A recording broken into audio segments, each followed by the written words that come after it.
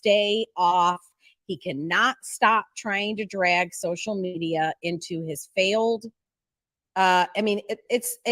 He's gotten another extension. I've gone over this on other shows. You are correct. With the Texas Supreme Court, they granted him an extension to July 5th, and then he asked for another, and they granted him another. So he's not stopping. He's going to continue, but these are all failed bids. These are all, in my opinion, failed bids. That his.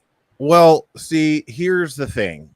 So for those of you just joining, and those of you who have not been following my channel for a long time, there is the whole Sophie Long fiasco. I've gotten a lot of scrutiny for that, for defending a child's outcries. Sorry. I do not regret it. I do not take it back. I would do it again and again and again. I really don't give a shit what anybody thinks about it. If I'm being totally honest. As far as Michael, though, we're talking about a dude who is complicated. I personally have my issues with him as far as my opinions of him go. On one hand, he is someone whose actions are that of someone who was defending his daughter and doing everything that he possibly could to make sure that his daughter was safe. On the other hand, he did certain things that were not in the interest of doing so.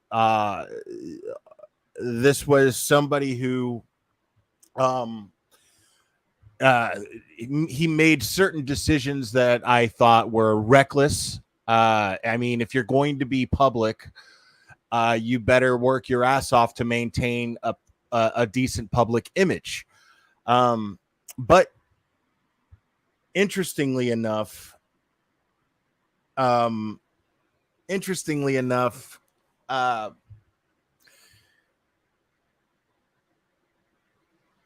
basically the courts in Texas have the Collin County Court, to be specific, Collin County, Texas.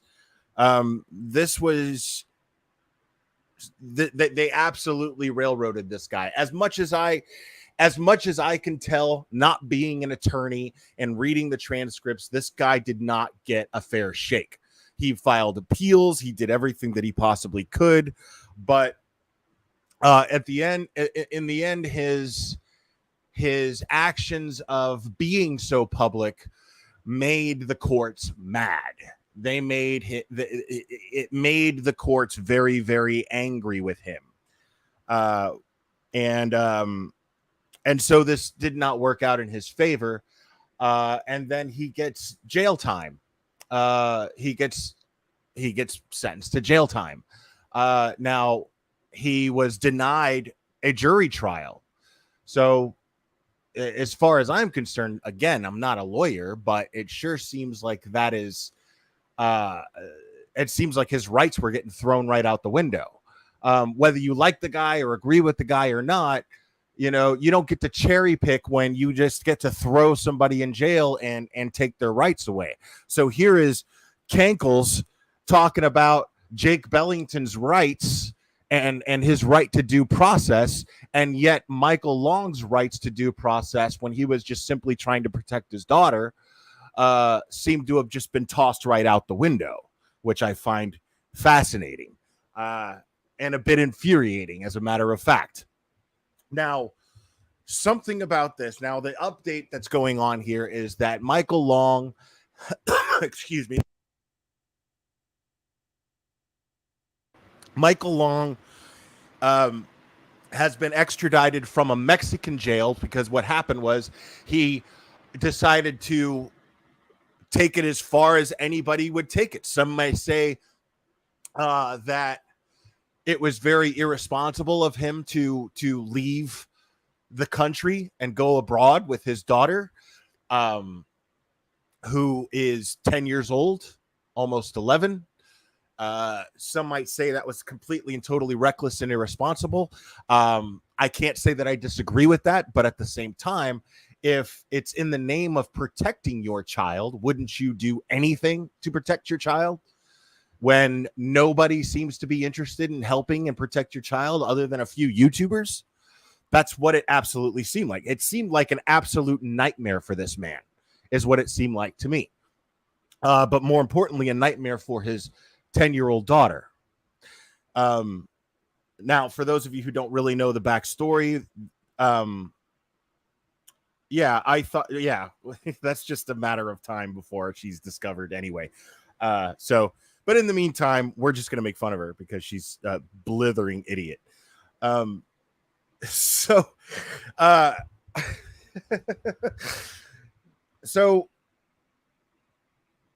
oh, Cherry, my bad. I forgot to text you and let you know. I just wanted to get on here as quick as I possibly could. So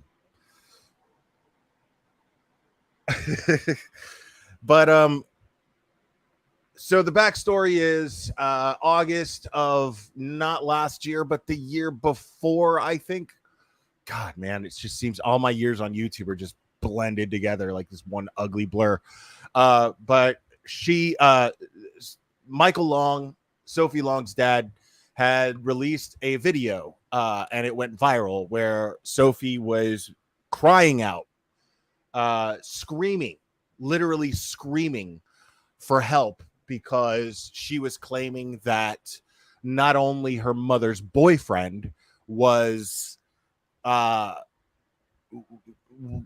victimized her in the form of SA, but her mother helped him, and her mother was involved in that too.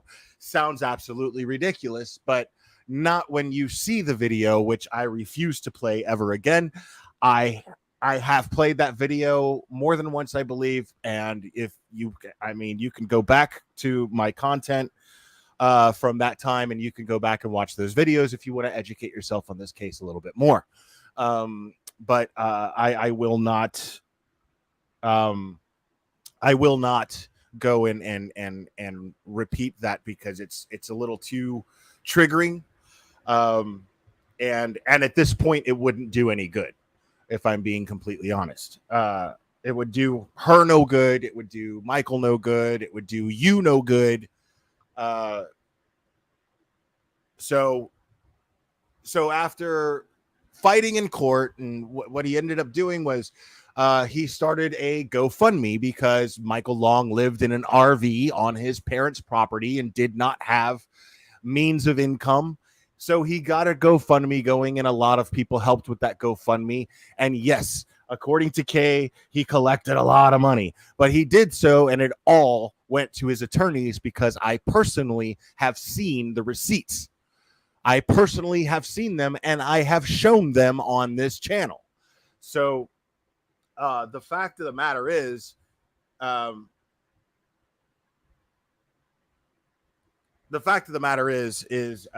this man was absolutely railroaded by the system. I have played clips. I've read the deposition of Kelly Long, where she basically admits that the environment that she would provide for her children was, in fact, an abusive environment. I read those transcripts. You can go back and watch those. Also, I played numerous times a phone call from a off-duty Collin County sheriff officer, or sheriff's deputy, I guess you would call him, attempting to intercept evidence being taken, and make sure that it didn't happen, that would supposedly prove Sophie's allegations.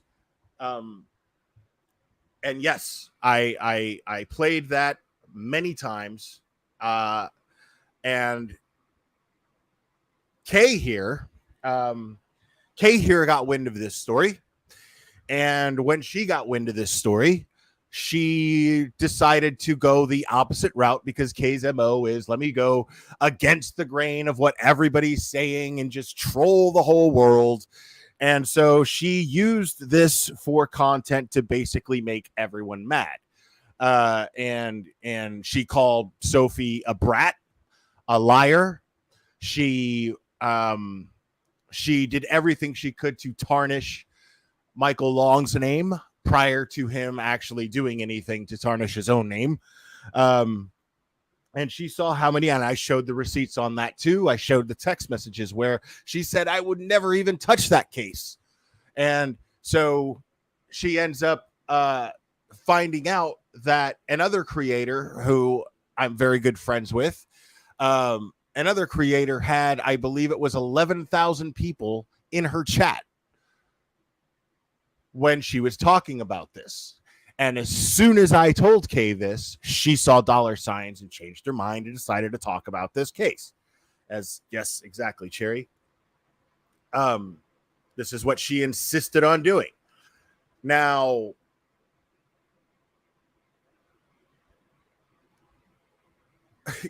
so at this point, there's really nothing that any of us can really do. But now that he's back in the United States, now he was caught. He went on the lam with Sophie, and according to him, to keep her safe. And I don't think that there are a lot of parents here who wouldn't go to those extents and then some to keep their child safe. The question is whether or not she was coached. If there was any coaching involved, I don't believe it came from Michael. I believe it came from Courtney, Sophie's stepmom, or at least former stepmom. If there was any coaching that was involved, I don't believe it came from Michael. But I do believe reckless behavior came from Michael. He didn't do everything that in his absolute power, in my opinion, to make sure to keep himself in the good graces with the court. Little just reckless behavior with the people that he had working with him online. And it just went bad for his credibility as far as I was concerned. But it doesn't mean that I think that he's a liar. It doesn't mean that I think that he doesn't love his daughter. I just feel like he could have done things better, and maybe things would have went a different direction had he done those things better and more responsibly. But now, so at this point, there's really nothing that any of us can do. This is just simply to listen to Kay be the nonsense idiot that she is. And so I'm just going to continue to play her stream because I know it bugs her for me to do this. Parental rights have been set. Swell. But I did email with John Long, Michael's father, and I am probably going to set something up with Jeannie, his mom. I don't know exactly what we're going to do. I don't know exactly what the approach is going to be, but I believe Michael Long, regardless of my opinions of his behavior, I believe them to have been unfairly treated by the Collin County court system. And I'm going to give him a voice to do so, to express this. If I'm given an opportunity, I'm sure now that he's back in the United States, I'm sure he's able to make phone calls. I'm sure he's able to, but we're in the very, very early stages of making this happen. Severed.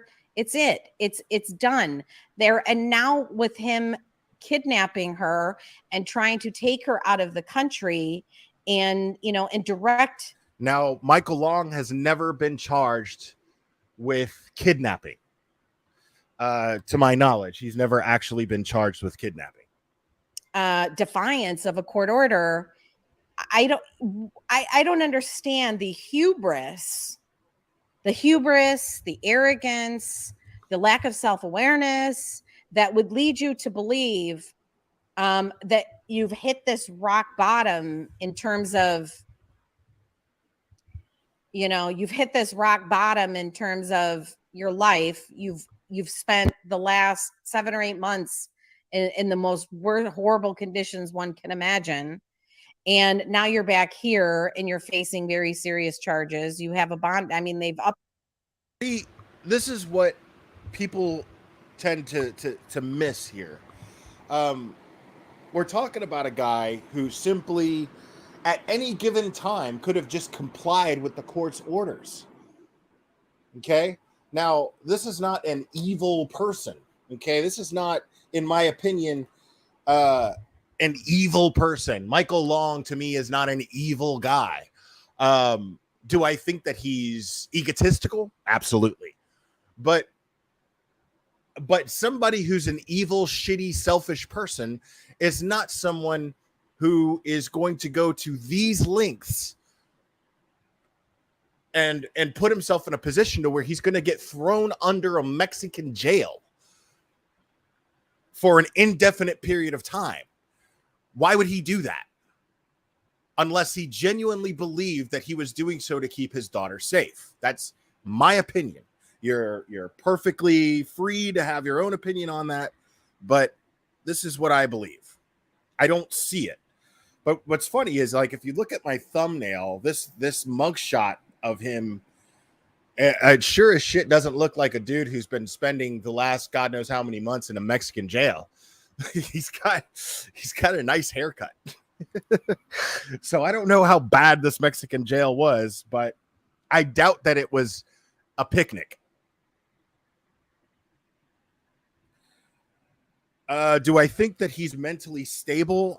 It's not for me to say so. I'm not a mental health professional in any way, shape, or form. But in my personal opinion, do I think that he is egotistical? Yes. Do I think that he's narcissistic? Not really. In my layman's opinion, the behavior that I've seen consistent with narcissism on YouTube and in my life, no, I don't think that he lines up with that. I think that he enjoyed the attention that he got, but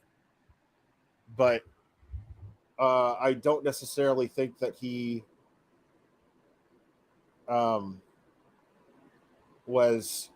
I don't necessarily think that he's a sick and twisted.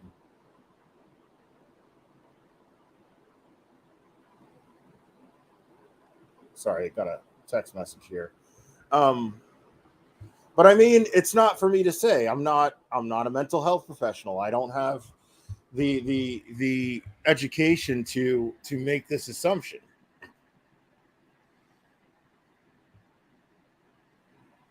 Upped his bond amount. It's either they're going to up his charges, or obviously he's a flight risk, right? And a kidnapper, in my opinion. And he's hit rock bottom, and now he's facing, If you saw my community post, you'll see that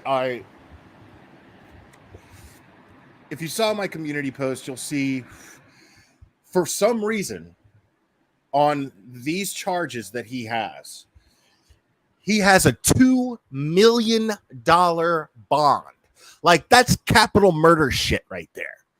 You know what I'm saying? Like, does that make sense to you? I see that Crime Stalker's in my chat. She's pretty well versed in the law. I'm curious if she thinks that this is, in some way, shape, or form, fishy. Does that make sense?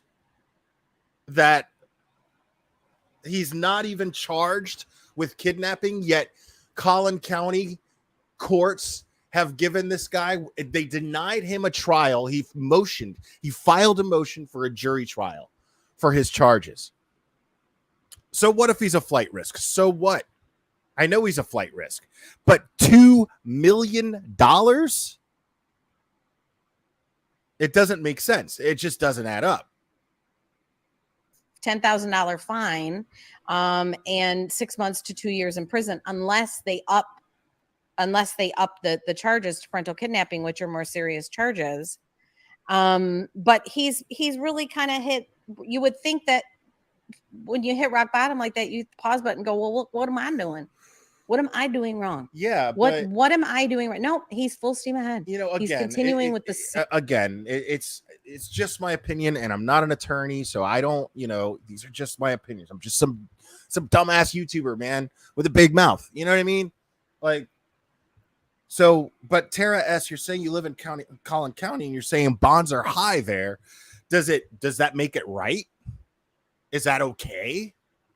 You know what I mean? Does it mean that Collin County is doing things on the up and up? I mean, consistently, we seem to be seeing just a lot of weird behavior coming from this court system. Things that seem either negligent or just straight shady. I don't know. Crime Stalker, what do you think, man? Same playbook. And not only is he continuing with the same playbook, and I want people to understand, when he does this pro se. And Kelly has to pay a lawyer. So does he. And he knows that. Stupid. So he knows the reason that he will just keep doing and doing and doing. What we're listening to right now is someone talking completely out of their ass. Of course she has to pay a lawyer. But her narrative here that she's trying to spin is that he's spending time in a Mexican jail and then getting extradited into the United States and having to spend time in jail because he's passive aggressively making Kelly Long shell out money out of her pocket for attorneys. Come on. Come the fuck on, dude. This is because he can bleed her financially dry. And I want that to sink in. This is the mother of his children. He's not paying a dime in child support because he's in. And again, the mother of his children, if you go back and listen to the live streams, the series of live streams that I did reading her deposition, you will see that she basically admits more than once to providing an abusive environment for her own children. She admits this. Indigent. He blew through the $250,000. And let's not forget, I also, in that series of live streams that I did discussing this issue, I played 9 different 911 calls made by Kelly Long regarding Jake Bellington being abusive. 9 911 calls, folks. I played them. The actual phone calls. I didn't read transcripts of them. I played the calls. They're there. They're real. They happened. They're not my imagination. Dollars. Okay. On lawyers who ultimately dumped him. He's not paying child support. Okay. He ran out of money. He managed to bust up her. He ran out of money because lawyers cost a lot of money, as I said. And it's funny because he made, I'm not going to get into my opinions on his relationship with Courtney, which is his wife during all of this, who he ended up having a child with himself, with her, and they ended up splitting up on bad terms. I'm not going to discuss the issues with that and the nature of that. I'm not going to get into that. That's a whole nother drama. And that's not what I'm concerned with. I'm not concerned with the drama of this family. I'm concerned with whether or not this man is, if justice is actually being served in Collin County. That is my concern, period. Now, according to, and another thing, and the reason why I am taking this on again and discussing this again is because of the behavior from Collin County courts and the decisions that they have made. Michael Long feels that his life is in danger. So I am using my platform to put it out there. So in order to protect his life as best as I can, I want to be able to put out this information so that it will hopefully in some way, shape, or form protect his life. Because I do not feel like he's being overly paranoid considering the decisions that the courts have made. Relationship with Jake Bellington, and she's now on her own and taking care of his 3 children, Sophie and the boys. And he's attempting via his pro se these continued filings to try to bleed her and destroy her financially now. I mean, it's like, I don't know how this is not obvious to people.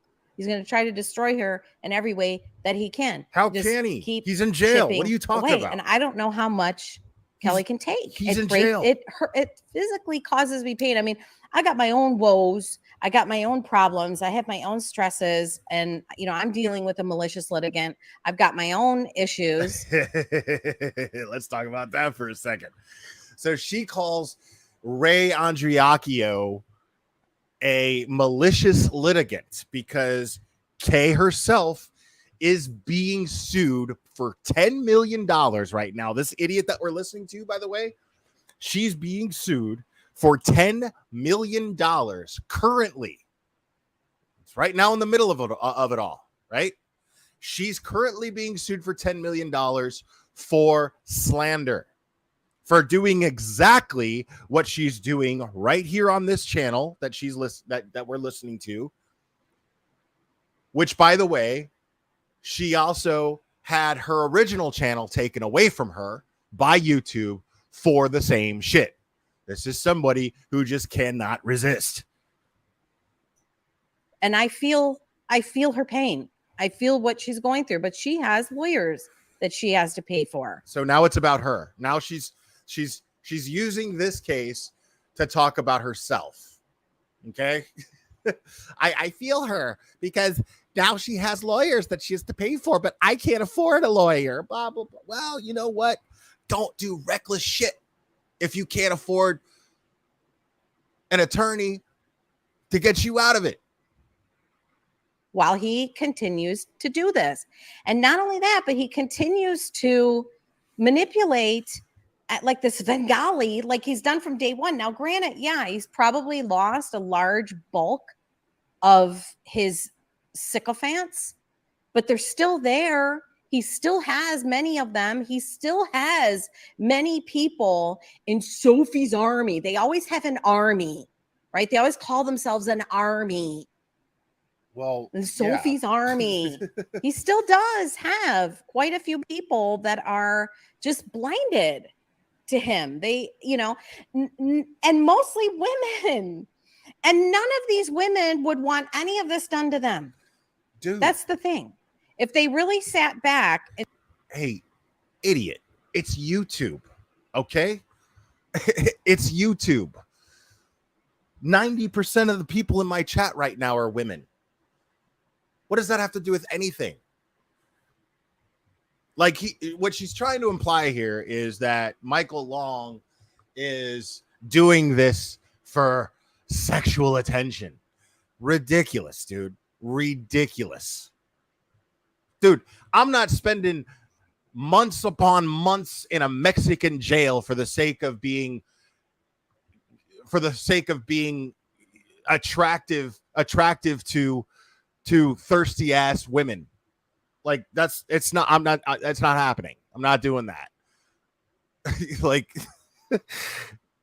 and said, oh, well, what if my ex did this to me? What if my ex took my daughter from me, kidnapped my daughter, took my daughter to Mexico, which is really unsafe?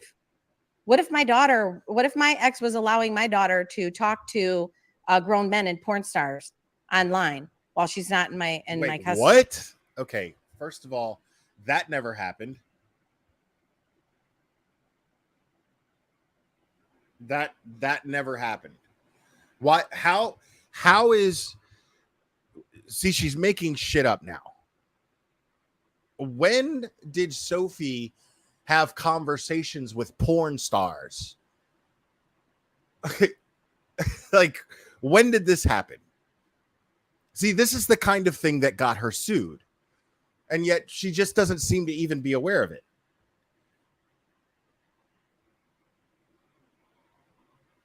What if my ex filed lawsuit after lawsuit after lawsuit? He's also suing the court reporter. Let that sink in. He's suing the court reporter, but he still has his sycophants. So we can see, look who's still around. Look who's still around. Alyssa. Remember? In the I love this. No, that was Courtney. No. Everybody in the chat right now is like, she totally did. Sophie talked to okay, who? Like, and where is the footage of this? Where is the proof? Where's the proof?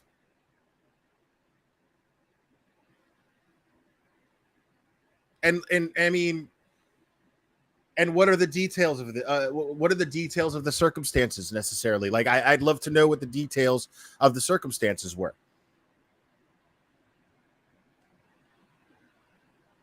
You watched Sophie talk to a porn star, really? Okay. Okay, I'd love to see that, because I think it's absolute and total bullshit, and I'd love to question the circumstances under that too. I mean, like, so let me get this straight. So let's say somebody's a sex worker, right? Are they not allowed to be in contact with children in any way, shape, or form? Like, can they not have relationships with, say, a niece or a neighbor simply because of what they do for a living? Is that, I mean, let's just break that down. So you're going to tell me that somebody who is in the porn industry doesn't have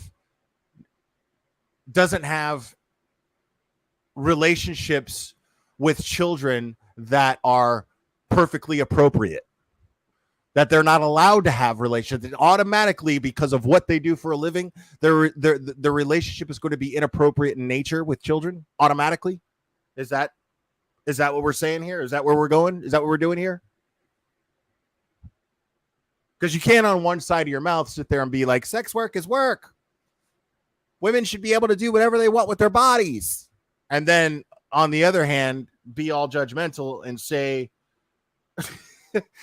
that for some reason, Michael Long was irresponsible by letting somebody who just happened to be in the porn industry have a conversation with his child. I mean, like I said, I don't know the circumstances. I don't even think it happened, if I'm being honest. I don't even think it happened. But based on everyone's logic and this idiot's logic, Kay, that under no circumstances should someone working in the sex industry have any contact with children at all whatsoever. Okay. Oh, Alyssa is the one who wore the panties, who just moved on in. She just like an assembly line. Off the assembly line went Courtney, and in came Alyssa, happily to take her place. And she's still there. She's still going strong, helping Mike. Well, it's because doesn't have her own kids. It's his girlfriend. But she's going to help Mike. It's his girlfriend. In this endless endeavor. And make no mistake about it, he does not want Sophie. I don't believe he does. In fact, I know he doesn't. Wow. He doesn't want her. Yeah. That makes perfect sense. That makes perfect sense, folks, because he would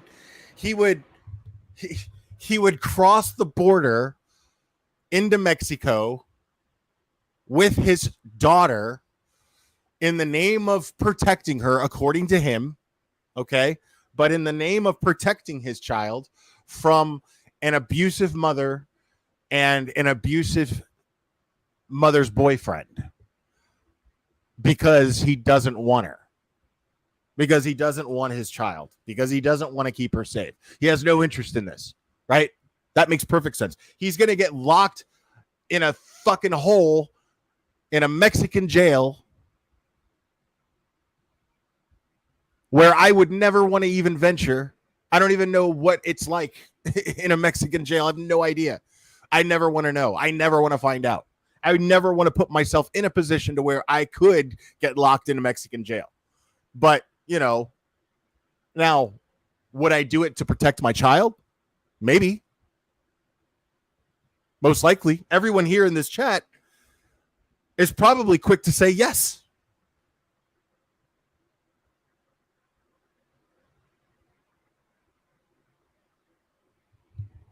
I mean, let's think about that for a second. Let's listen to this idiot while I do this. Let's go back to the original. He doesn't want her. He wants to harass her mom. He wants to stay in her life. Negative attention, Pure nonsense. Negative involvement is better than none. He is determined to stay in her life.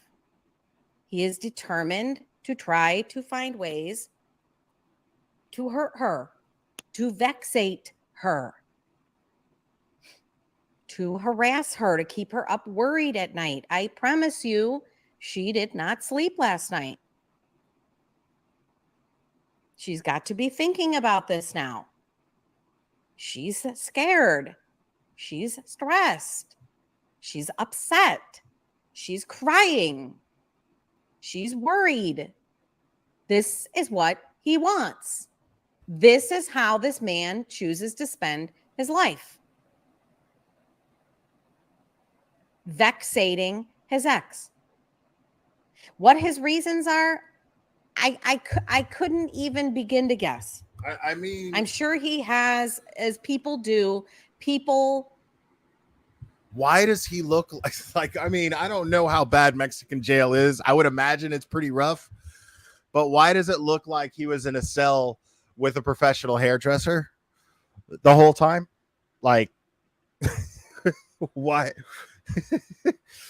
I mean, he got a haircut. He had long hair before, but what? Why does he look like? Why does he look like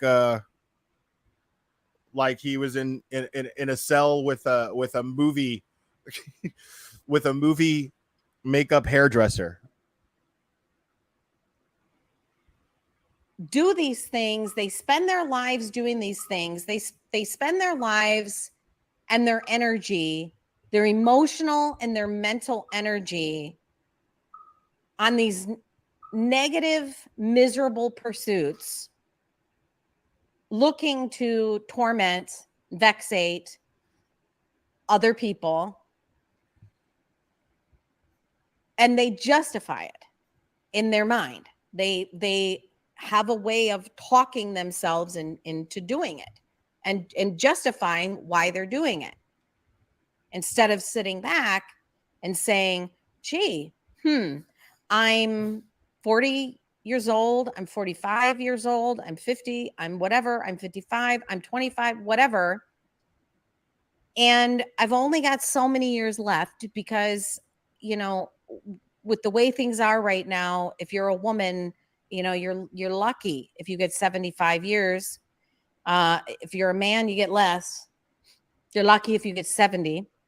And you're lucky if you get that, because tomorrow you can get taken out by a freaking mass shooter. You can get taken out in a car accident. You can get diagnosed with a terminal illness. Life is precious. Life is short. And to spend even one moment more than you have to on things that bring you and others so misery, stupid. or vexate, or it's you vexating other people, because as you're vexing, hurt people, right? People who are vexated and unsettled inside and unhappy and miserable and have a poison eating away at them inside, wanting to be miserable. They want to hand it out. They want to give it away. They feel in some way, if they're purging it, and they're fuck are sprinkling you it or talking about? dousing other people with it, maybe they'll feel a little less. Maybe they'll feel a little better, but it absolutely never works that way. It's all about where you choose to put your mental and emotional time and energy. Michael Long had choices to make. He could have put his mental and emotional energy into pursuits that brought him joy and into pursuits that rounded him out as a person and made him a better person and made him a better father and a better spouse, a better person. If you have a marriage that fails, all right, many Americans do. You pick yourself up, you do better the next time. You don't bring with you into the second marriage and the second relationship all the same problems and all the same mistakes and all the same baggage. You reflect on what you did wrong and you improve yourself and you try it again, right? If you've failed, I love how she's such an expert. I love it. as a father and or a mother and you've made mistakes and you get another chance, you do better. You reflect back and you say, oh, I really screwed that up. How can I do better? All right. If you're drinking, take a drink every single time that she says vexated. You do better. You just keep trying to do better and focus on the things that bring you joy and focus on the things that bring others joy instead of trying to vexate other people. But these people justify this in their minds. They go through a whole host of excuses in their mind why it's okay, why they're right. They are the right ones and they're right to do it. And guess what? Whether they're right or not, when that time comes, when the number is up, when you get the ticket and it's done, exactly, none of that is going. Imperfect. That right there, that contradiction is a consistency with critical cankles. That right there is a consistency. Okay, this thing that you're saying here that I highlighted, perfectly imperfect, is saying so he's a deadbeat for leaving his kids. Now he's a deadbeat for fighting to protect them. That inconsistency is a consistency with K. All right. Now, that to me is proof as to why she took on this issue, this particular subject, why she decided to talk about it, because she thought it was going to bring her more money. She doesn't have anything else to talk about. She tanked on the Johnny Depp bullshit because she decided to defend Amber Heard because that went really well, right? So she defends Amber Heard, and that went exactly how anybody with any sense of logic would predict that it would go. And then now, this is what she was doing before that. And she doesn't have anything else to ever talk about. And it brought her money before. And so, with her new channel, it's brought her a whopping 47 viewers. Just so you know. Going to matter. In fact, I'm a big believer that people like Michael Long, when the number's up, they reflect back and feel great shame at the time they wasted trying to make other people miserable. And if you are still one of the people who still think that this really Karen,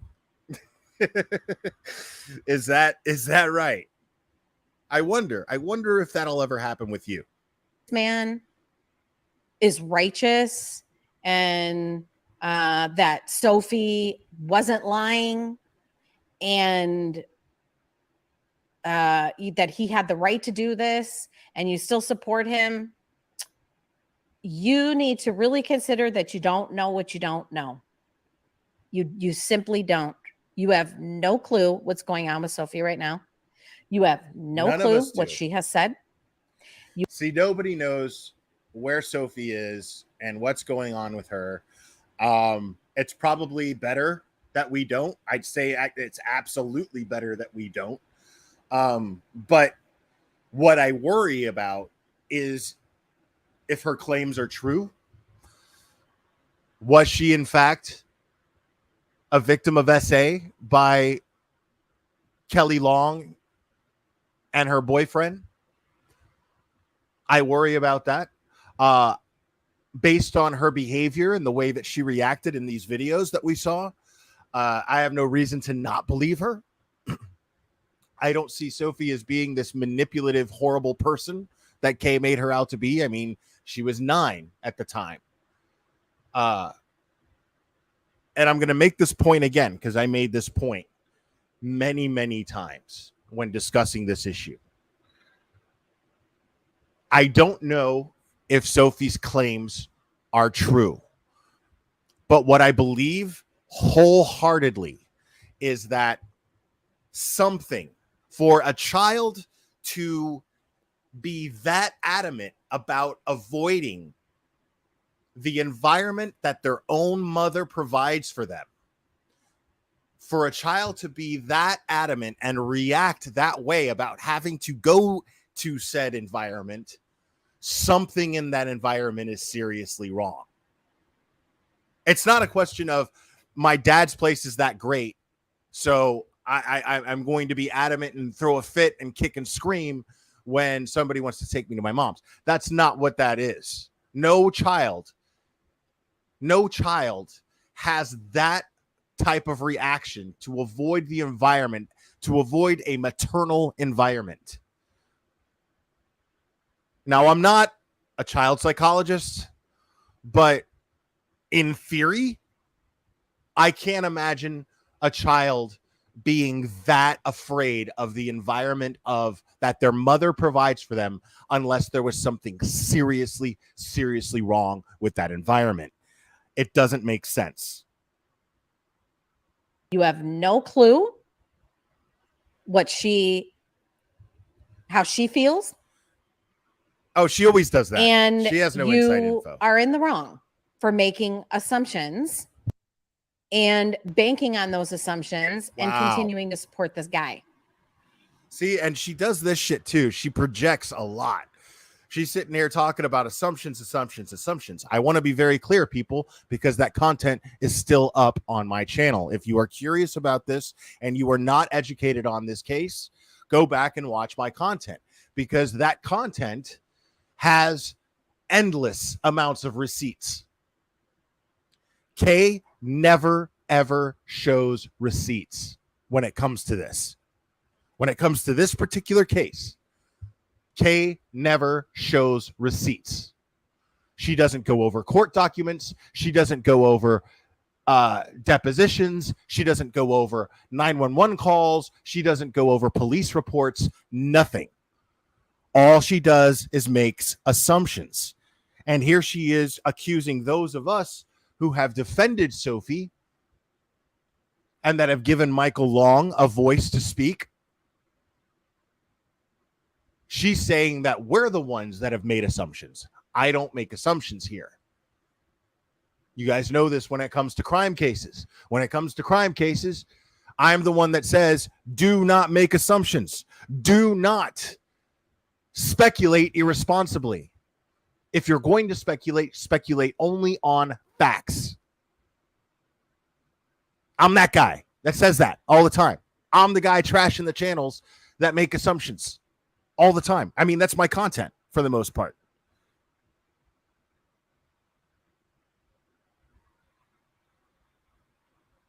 Fair enough. Okay. And I got a lot of shit for that because I never got those court documents. I'd love to have those. And anytime anybody can provide those court documents to me, I will go over them. I will go over them fairly.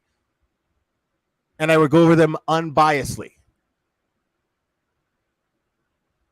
So yes, I went over Kelly's deposition, but I did not go over Michael's because I did not have access to them. I still don't have access to them. And I would love to have access to them. But the bottom line is, I still went over court documents, didn't I? When did Kay? And I think what's really important for the public is to put pressure at this point on the Collin County legal system, the prosecuting attorney, to seek the maximum and protect Sophie and protect her mother. And once this Texas Supreme Court appeal is no. Okay, let me address this asshole. Well, what about his full psych evaluation? That was in his last court documents. I can send that to you right now if you want to go over them. There's a reason why I didn't go over his court document, his psych evaluations. I'm not going over anyone's psych evaluations. I wouldn't go over Kelly's, and I won't go over his. I will go over depositions. I will go over certain things that happened in court. I will go over those things, but someone's medical records, I will not go over. I find that to be disgusting. I find that to be underhanded, and it's shit content. Because some things I believe have to remain sacred.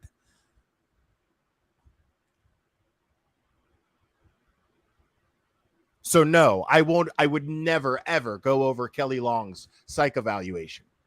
I never have. And if it was handed to me in my lap, I still would not go over those on YouTube. I would never do that. As a matter of fact, I'd feel weird even going over them privately because they're none of my business. I don't want to know.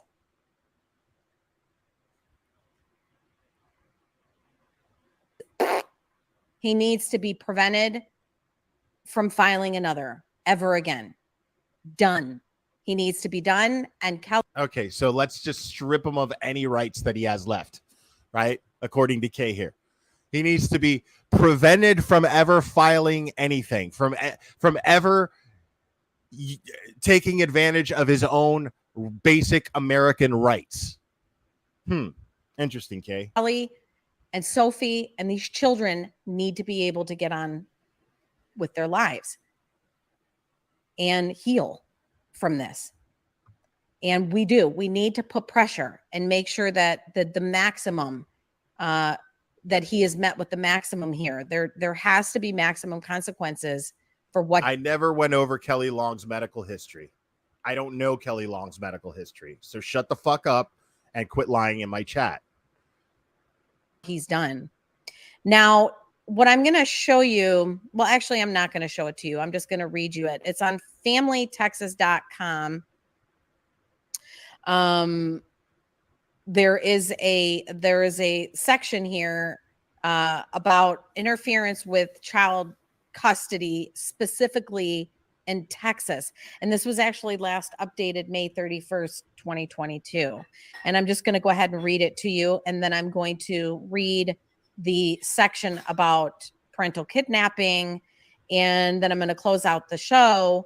And I'd love to get your guys' feedback. I'd love to see what you guys have to say. You can either message me or you can leave it in the comment section. But the issue here is, if they only keep the charge at interference with child custody, it's much less than parental kidnapping.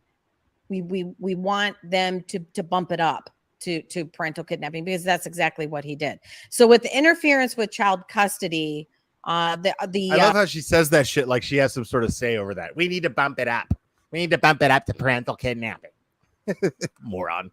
Article here says, in contentious child custody cases, it's not uncommon for one parent to withhold or attempt to withhold a child from the other parent. Perhaps they are behind on child support or picked up the child late, or maybe the child just, quote, doesn't want to go with the other parent. Whatever the case may be, interference with child custody in Texas is not just a family or civil matter. It is a crime. In fact, it's a felony to take or keep your child against visitation or custody orders. Now, what he did in August of 2020 by choreographing the viral video and recording it and coaching Sophie to say the things that she said for maximum emotional draw. See, there's no proof of that. There's not even an indication that he coached her in any way, shape, or form.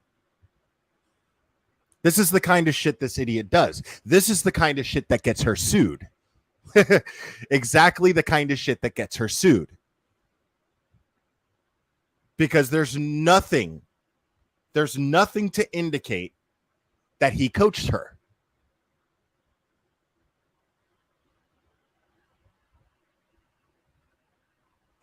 An effect on the public and on social media in order to interfere with following the custody exchange, that at that time was interference with child custody. That's what that was. Let's check out how you guys voted. So 92% of you guys say that you would risk jail to protect your child if you thought they were being abused.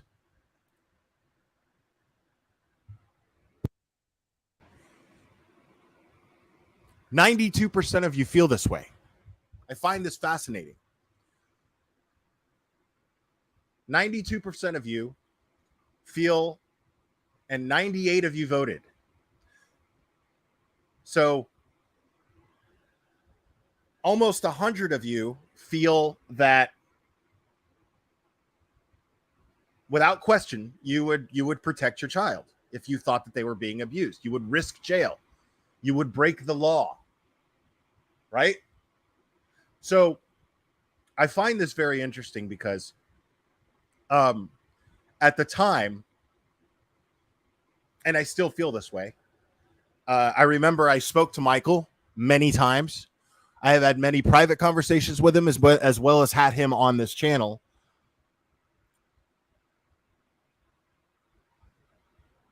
And I spoke out against, because he did say, he was like, I will flee the country with my kid. If it means keeping her safe, I will flee the country.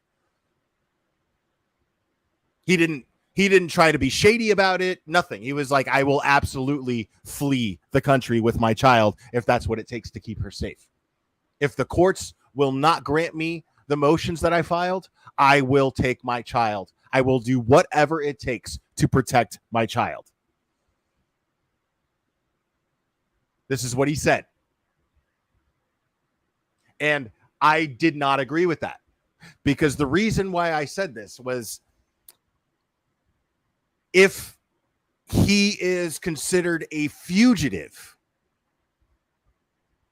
the protocol generally for things like this is cops catch you, they find your location, and then guns are drawn. So therefore, Sophie's physical well-being is compromised. A child's physical well-being would be compromised in a situation like that. So therefore, no, I did not agree with him putting her in that position. But again, I have to agree with everyone who voted here. I have to agree with the majority of you.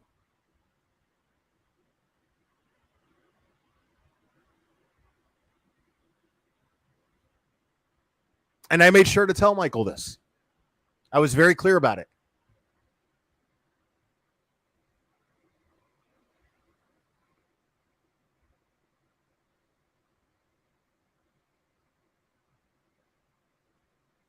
Let's see. Jay Rose. Yep, I'd try to fight the system the right way. But if things were super corrupt, which we have plenty of indication that they are, or at least negligent, I would do whatever I needed to protect my child while documenting as much as I could, which is basically verbatim what Michael Long did. So is he this villain that everyone's making him out to be because he couldn't keep his dick in his pants? You know what I mean? Like, does it mean that he loves his child, that he loves his child less because things went south with Courtney and he ended up sleeping with some what did he call her? His media manager or whatever the fuck she was. I mean, does that mean that he loves his child any less?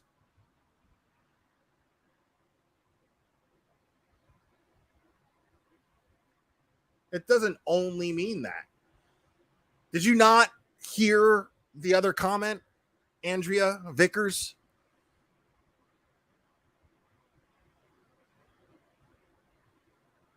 What are you talking about? I read the court transcripts. Crime Stalker went over the court transcripts, and Crime Stalker doesn't like Michael Long at all. She doesn't like Michael Long at all. And even she said there's something absolutely wrong with the way the court handled that case. So what the fuck are you talking about? What do you mean we don't have any indication that it's corrupt? Of course we have indications corrupt. Not only do we have indication that the court was corrupt, we have proof that the Collins County sheriffs behaved in a corrupt manner by being off duty and trying to intercept evidence from being taken by lying, which I played the phone call. Straight up lied.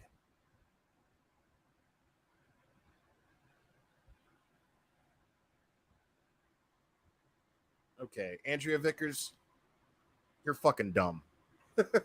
You're just dumb. I mean, that's just what it boils down to. No, but she has experience in court. She has court experience. She understands how the court system works. She doesn't claim to be an attorney. Paige does not claim to be an attorney. She doesn't claim to be a mental health professional either.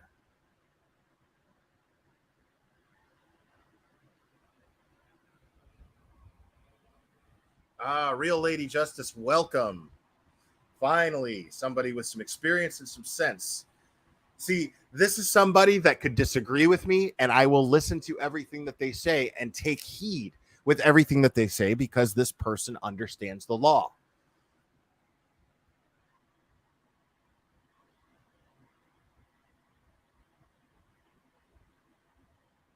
Okay, so she doesn't understand how the court system works, but you're admitting, you're sitting here on one side of your mouth saying she does not understand how the court system works, but here you are saying that she worked for a lawyer. So what do you mean she doesn't?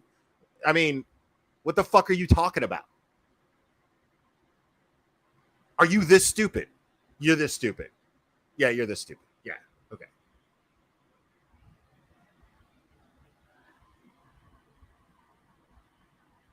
But he wasn't charged at that time. They should have charged him, but they didn't. It goes on to say, what is interference with child custody in Texas?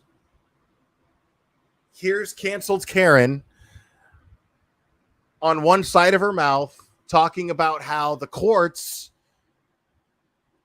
did all the right things in the way that they ruled as far as his parental rights go and all of that shit, right? And now she's criticizing the courts because they didn't charge him with kidnapping. I mean, so either the courts got it right or they didn't. Which one, Kay? Figure it out. Like, tell us. I mean, let's have a little consistency here.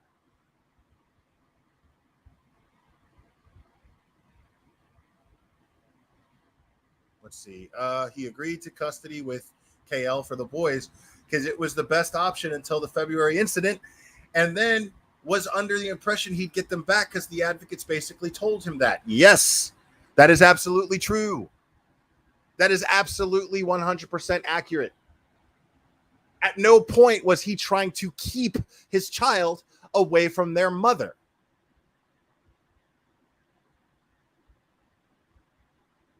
At no point. Until his little bit of rope to be able to keep his child safe was taken from him. That's a fact. Never, by the way, I've had this guy on my channel numerous times. I've had private conversations with this guy. At no point has Michael Long ever trash talk Kelly Long. I did. I did. I still do it. Because she sucks. I know the type. As a matter of fact, it bothered him when I did. Because the way he looked at her was, that's the mother of my kids, man.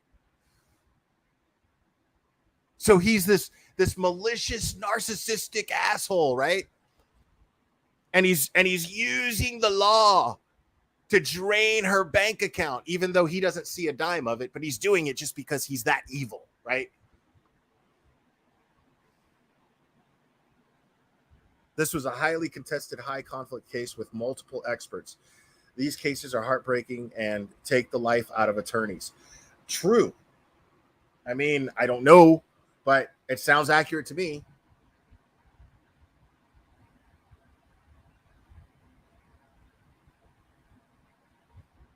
What the fuck are you talking about? Dude, I love talking about these fucking cases because everybody's so fucking sensitive about it, right? Everybody's so fucking sensitive. And then you got this idiot right here. Will gave Mike that ocular pat down and cleared him. No. I talked to this guy a shit ton. I had endless conversations with this guy. And this guy can fucking talk, let me tell you. Conversations went on way longer than they needed to with this guy. But I took everything that I listened to him say and I made my own judgment of his character. Do I think that he's egotistical? Absolutely. Do I think he's evil? No. No, not at all. Not even a little bit. I think he's a guy who loves the sound of his own voice. And that just happens to be a trait that he carries, along with the fact that he feels his daughter was being hurt and he was doing whatever he could to protect her. And he was tenacious about protecting her. That's the impression that I got from this guy. Nobody can deny that via logic. Nobody can. Nobody can deny that via receipts.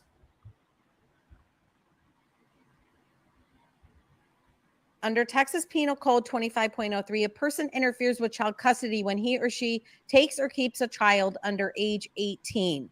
When they know it violates the terms of a judgment, a court order, or a temporary order, when the individual has not been awarded custody of the child by a court jurisdiction and knows that a divorce or lawsuit has been filed regarding child custody and takes the child out of the geographical area or out of the county without the court's permission, when they take the child out of the U.S. to deprive the other parent of possession or access to the child without the other parent's permission, when the non-custodial parent persuades the child to leave the custody of the other parent. It's exactly what he did. What is the punishment for interference with child custody? In Texas, interference with child custody is a state jail felony punishable by 6 months to 2 years. These stupid comments. Like, thank you for being in my chat and being stupid. It's so much fun. But only protecting one child and not his other children, right? Okay. Okay. His other children weren't claiming to be abused. They weren't claiming to be trafficked. Maybe Jake Bellington's MO is girls and not boys.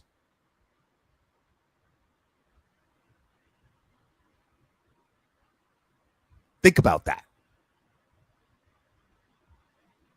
Maybe he still had faith in his ex, in the mother of his children. Maybe that's an indication that he wasn't out to hurt the mother of his children.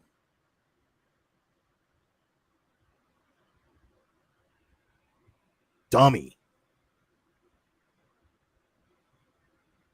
Let's see. I have to agree that it was his belief that he was protecting his daughter. Why else would he leave the country? It's not the way to live life. Agreed. Thank you, Real Lady Justice. That's exactly how I feel about it, to be honest. That's exactly how I feel about it, if I'm being completely honest. That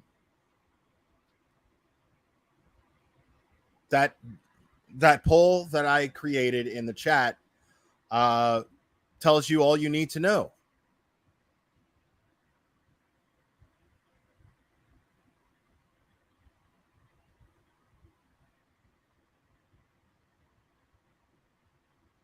What are you talking about? See, I love this shit. This is what I love. Like, I love when the opposition just talks out of their fucking ass. Right here. Oh, but Mike said many times in court that all the children were being abused. Mike never spoke in court. Michael never spoke in court. So what the fuck are you talking about? Please show me a court transcript where he claims that his other children were being abused.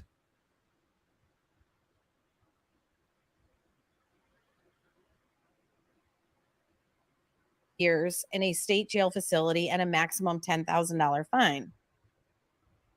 Are there defenses to the charge of interference with child custody? Yes, there are primarily 3 defenses to this charge, which may allow the defendant to avoid or mitigate the legal consequences for the offense, including if the parent returned the child to the geographic. I totally agree with you, but it's just it's just fun.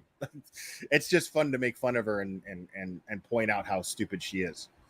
Like, nobody gives a fuck about what she says anymore. Like, this is just merely for entertainment. I got nothing better to do on a Saturday night or a Friday night. Is it Friday or Saturday? Who cares? But either way, I got nothing better to do. So geographical area of the court's jurisdiction within 3 days of the commission of the offense. He didn't do that. If taking and possessing the child was pursuant to a valid court order which allowed possession and access to the child. He didn't do that. He did not have a valid court order, and he was not allowed possession and access to the child. If the actor can prove that retaining the child... Oh, with this stream, Sherry Pope, you're going to get hammered. There's too many idiots in my chat right now. there's just too many. Was due to circumstances beyond their control, such as a flight being delayed, bad weather, or lack of transportation. In the case of an unexpected delay, the parent must have provided notice or made reasonable attempts to provide notice to the other parent, explaining the circumstances that led to the retention of the child. Is interference with child custody a common charge? Many police departments view this as a civil matter and may be reluctant to make arrests and file cases against feuding parents. The matter is sometimes instead handled by the family court where the child custody order is in place. In this case, the parent accused of interference with child custody. See, I'm always going to highlight Real Lady Justice because she always shares insightful information and insightful opinions, in my opinion. So she says here, he left the country with his daughter knowing he would be found at some point. He knew he was going to be found. We all know that he knew he was going to be found and face serious prison time. He did it for love of his daughter. Doesn't matter if I agree with it or not. Yeah, you're not going to deny that. Like, there's nothing to indicate about this guy that he was that he did that out of being malicious towards his ex. There's absolutely nothing to indicate that, especially since he didn't even like the fact that I would trash talk his ex. This dude never, ever said a negative thing about his ex. Never once. Never to me anyway. Never on this channel. Never. Every gripe that this guy had was how the courts treated him.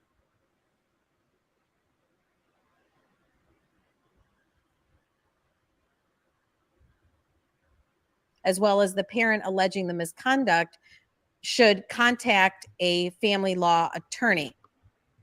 What are some examples of interference with child custody? Interestingly, it's not just parents who are charged with interference with child custody. Grandparents or other family members and friends are sometimes charged with this offense if they attempt to keep or fail to return a child in violation. Now, as I stated in my community post, I want to be clear, since she brought up the subject of grandparents. John, Michael's dad, Sophie and the boys' granddad, is currently in the hospital right now. He's got a lot of stuff wrong with him right now. And he's been in the hospital, I think, since the 28th. So I don't know how serious it is, but it's obviously serious if they're keeping him in the hospital. So regardless of how you feel about these people. If you're a decent person, please keep your thoughts with this elderly man. This is somebody who's always been kind to me, always been receptive of my emails, and always have been very respectful towards me, regardless of my of my brazen attitude that I have from time to time. This is a good man, and so I hope that he pulls through well. But I will be I believe I will be in touch with Michael's mom, and I'm going to try to somehow get in touch with Michael and find out exactly where he is and what he expects. As far as the immediate future goes of his situation. Jury will determine what they believe based on the facts. It is more than just a judge who determines all rulings in custody cases. Family courts are full of biased judges. Once a filing is made. Now, what you may not know about this real lady justice is he requested a jury trial. He was sentenced to jail time. And then filed a motion to have a jury trial, and he was denied that motion. So it was always what seemed to be a biased judge. I don't know if the judge was actually biased. I don't know enough about the law. It just looked that way. It looked that way a lot. It seemed like this dude was totally railroaded. Like every decision was already made by every member of the court involving his case before the decisions were made. It was really, really weird.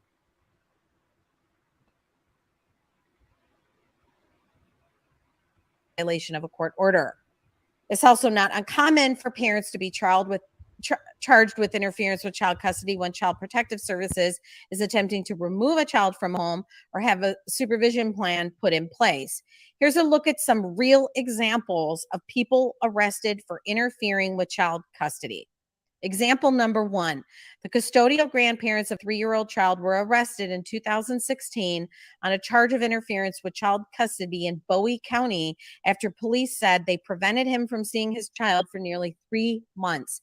The grandparents and the child's mother had been ordered to meet the child's father at the New Boston Police Department for court-ordered visitation, but never arrived. An Amber Alert and arrest warrants were issued, and the grandparents were tracked down in Dallas and taken into custody. Ouch. A Belton mother was charged with interference with child custody in 2016 after she failed to return her child to the custodial father after summer visitation. The woman had apparently given the wrong address and a divorce agreement, making it initially difficult to locate the mother and child. It was the first case of its kind prosecuted in Bell County. Next example, a Dickinson man was charged with interference with child custody in 2015 after he violated a court order and took his 10-year-old son away from his mother. After the boy's mother reported him missing, police found the boy with extended family in another city. Okay, hold on a second. Next example. That's interesting. So, Real Lady Justice says family court in my state doesn't have jury even on contempt charges. I assume this case will be in front of a criminal docket judge with right to jury trial. It's different. So maybe that was his thought all along. Maybe he was like, at some point, like if they're going to lock me in a jail, at some point, I'm going to have to be in front of a jury. And once the jury actually hears my case, they can see what the hell has been going on here. Oh yeah, man. Y'all piss Cherry off, man. That's what I'm saying. Is like I'm not blocking nobody. I'm not kicking nobody out. Like you are subject to Cherry's wrath in the chat. You just are. Like I'm gonna get shit after this for not telling her that I was going live.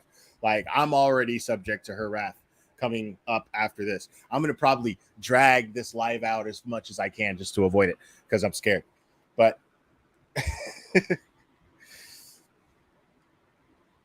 example, State Representative Armando Mando Martinez was indicted in 2012 on a charge of interference with child custody after his ex-wife made numerous complaints about non-compliance with visitation rights. Martinez, who has custody of his young son, was accused of not allowing his ex-wife visitation on dates assigned by the court. Yeah. Okay, I have to fast forward. Next example, a mother of 4 was charged with interfering with child, but he instructed her on what to say, start to finish. That video was a production. He knew what he was doing. She played her role. She played it well because it did, for some reason, really? Snooker coached her. There's not a boyfriend. Okay, I gotta hear this shit. I guess we'll see. I guess we'll see what they decide to do. It's in their hands. I think what needs to be done is there needs to be, you know, unfortunately, I always see this. Okay. You have there was this great wave of support for protecting Sophie when the narrative was that she was being essayed by her mother's boyfriend, which was a false narrative, which was and has now been deemed and determined. I'm glad you're entertained, Buffalo Bill. Goodbye, horses. I'm crying over you. Okay. Be a lie, a flat ass lie. He coached her. I can tell you with 100% certainty, he coached her. Okay. Let me stop you right there, Karen. How in the blackest and bluest of all fucks can you be certain with 100% certainty that he coached her? Were you there? Is there any evidence of this at all? Any evidence at all? There's absolutely zero evidence of this. What's funny is I don't necessarily believe that she was coached at all. But I suspect that if she was coached, because again, there's no evidence of this. I had this discussion with Crime Stalker, with Paige.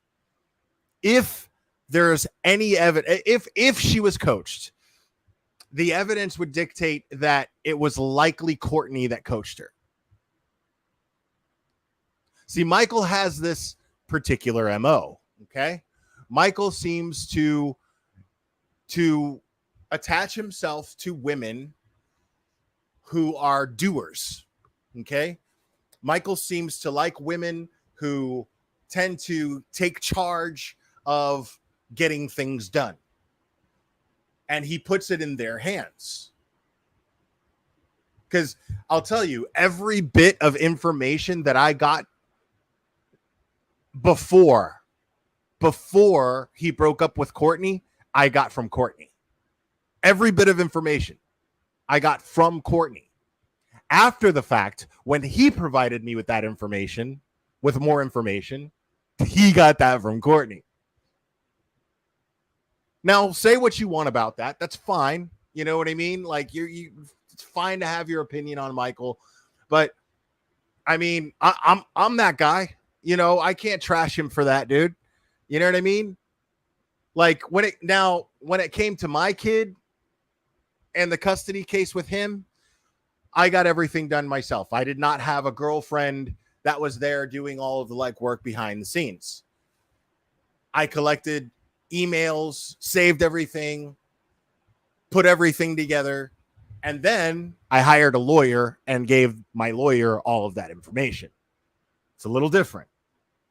Now, Michael did the same thing, except Courtney gathered all the information. At least I have every indication. I have everything indicating to me that that's what happened. Anyway.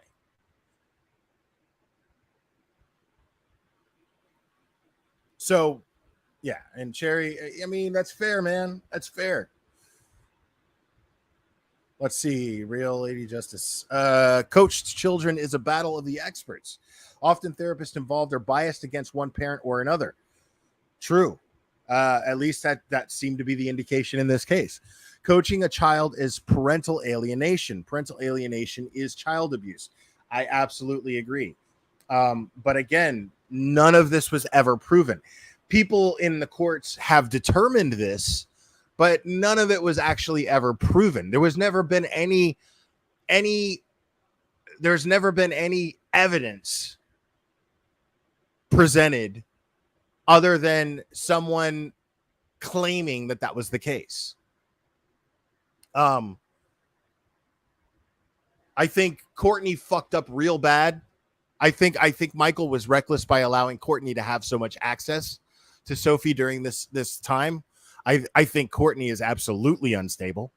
And he coached or Courtney had a Courtney at one point, I believe, gave Sophie a phone to record one of the sessions. Very, very reckless. He should never have put that child. She should never have put that child in that position. That is one of the indications that made me think that she could have coached her, but I don't believe that Michael ever coached her. I don't have anything to indicate that. I have no data to indicate this.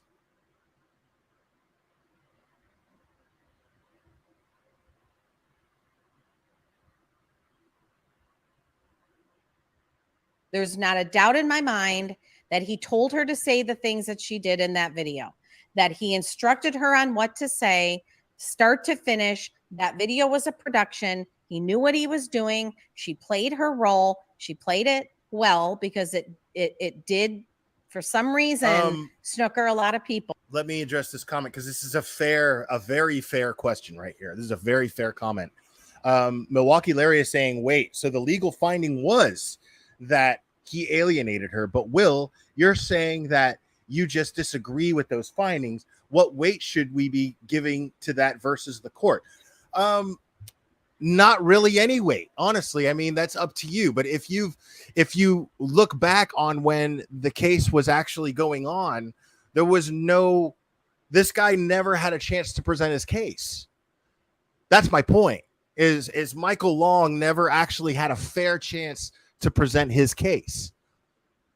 So how could they? That's based on that is why I disagree with the court's findings. Because if you're going to make a decision, a court decision, right? If you're going to be a judge and make a decision, and it's going to be unbiased, wouldn't it be fair to think, okay, well, I want to hear both sides? I mean, am I crazy? Is that wrong? To think that it's only fair that his side would have been heard thoroughly, even though he filed for motions for this to happen and never got it. He never got it. But he knew what he was doing. He did it deliberately. It was based on a lie, and that was his narrative. And he had this groundswell of support, and he had all of these people that threw $250,000 into him that he pissed and frittered away, didn't spend on lawyers. Stupid. On lawyers. Lawyers cost a lot of money. Lawyers, listen, I fucking hate lawyers, dude. And the reason why I hate lawyers is because of my custody case. Dude, lawyers are fucking bloodsuckers. No offense to you, Lady Justice, but lawyers are fucking bloodsuckers, man. Like every single email, each email, right? For them to read an email cost me $75. To read an email, dude. I don't have $75 right now. To read an email. So, like, of course that money he got, he burned through it. Through attorney fees. He burned right through it. He didn't just go out and blow it. He didn't go and make it rain at the strip club drinking Cristal. That's not what he did.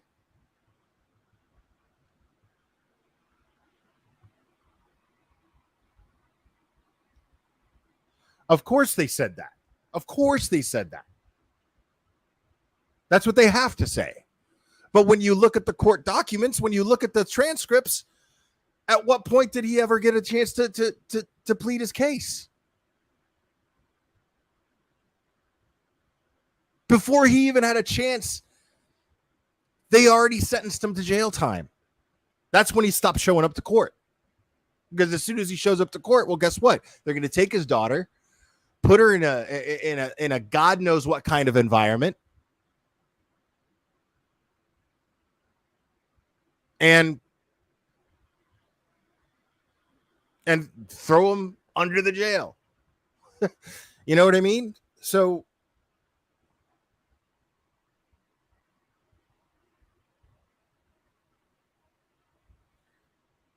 right. And they know better than both of us, man. Milwaukee Larry, I love your comments, dude. I really appreciate you making your points, because they're valid points, man. They really are.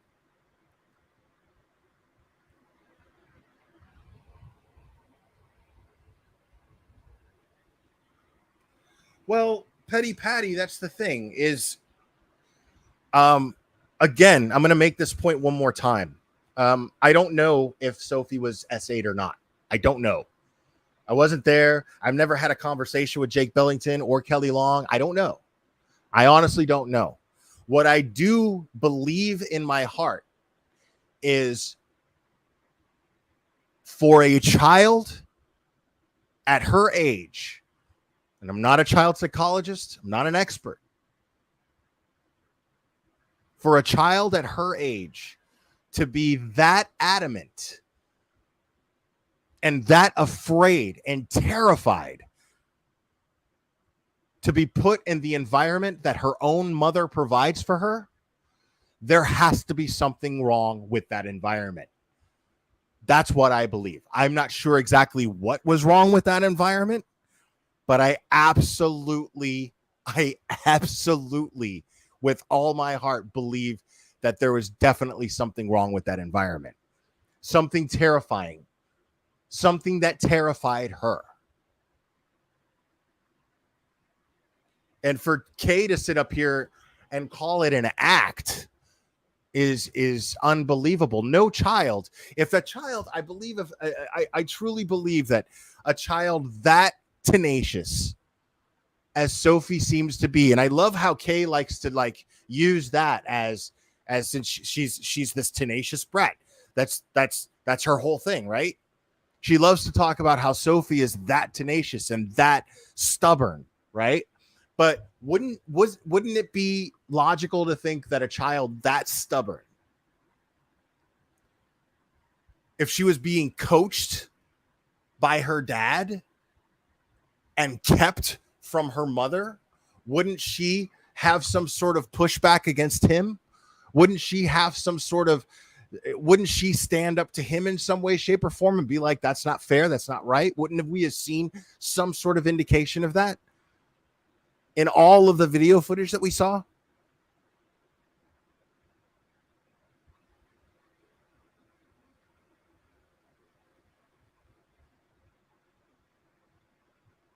Spend an effing dime on Sophie. Remember the cat that they spent all that money on? She doesn't even have it. It's gone.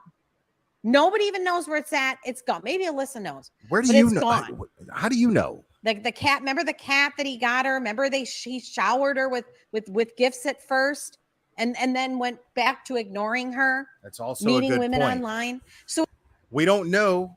She wasn't actually diagnosed with an STD, but we heard proof. We saw body cam footage of a police officer talking to a nurse. I played that here. Again, data, receipts, folks. Body cam footage of a police officer where a nurse was telling him that she found symptoms of an STD. Why would a child have symptoms of an STD? Why? No, I love that shit. Every asshole in this chat that wants to counter anything that I'm saying, is just a product of Kay's old channel. That's it. That's it. Because again, this channel and other channels have brought you receipts, footage, phone calls recorded, body cam footage from police officers, 911 calls. And yet, for some reason, you guys just want to argue because you're K followers. That's it. That's the only thing fueling your arguments. Because there's no evidence to back up anything that you're saying. Yet, no matter how much evidence that I've presented here on this channel many times, a lack of hygiene. Get the fuck out of my face with that bullshit. Lack of hygiene. You should be ashamed of yourself for even saying that shit.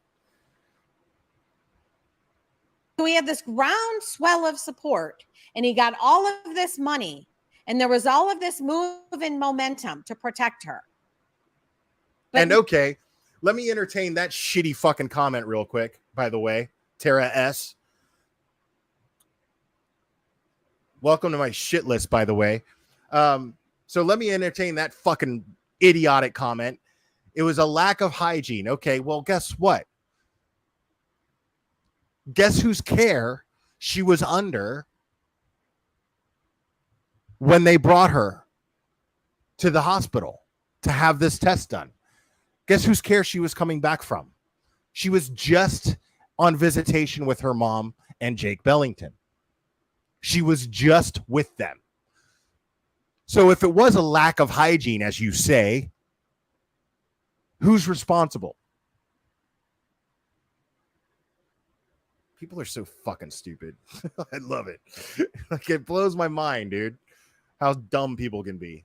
Now that the real narrative has emerged, and I always say this, a lie will go halfway around the world before the truth is even lacing up its to boots. To be fair, Pug Mom, she was not officially diagnosed, so we don't know. There were just, the nurse did describe those symptoms that would indicate those STDs, but she was not officially diagnosed. And this case proves it in spades. It's taken this long for the truth to really emerge. And now that the true situation, the true, horrible extent of how dangerous he is and how thoughtless he is, that he would take his child to a foreign country like Mexico, where he or she could have been in serious danger. I love to listen to her reach. Like, people are listening to this shit going, oh my gosh, you're so right, Kay. Oh my gosh. Like, dude, yeah, he took her to Mexico because they were threatening to throw him in prison and to put her and to put his daughter in an environment to where she was going to be trafficked, according to her, allegedly. She could have been in serious danger. He didn't care. So now that the truth has emerged, the true narrative, the actual, what is really a danger to this child, her own father is the danger to this child. Now it's crickets. There is no groundswell. Kelly's not getting $250,000 to pay her legal fees and to get her house and get an alarm system so that she can feel safe. If, God forbid, he's... Now, the only valid argument that Kay has ever had regarding this situation, okay?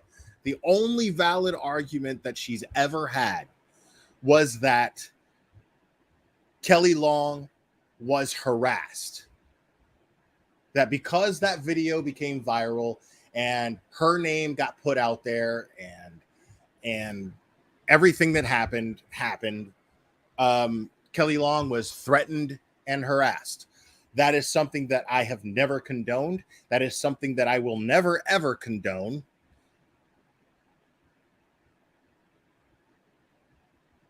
But the fact of the matter is that she was harassed. Jake Bellington was harassed. What bothers me was that there was never a thorough investigation that took place into Sophie's claims.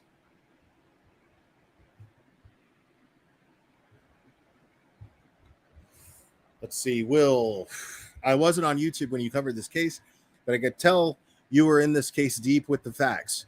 I suspect your attention to detail and evidence is based on your own experience.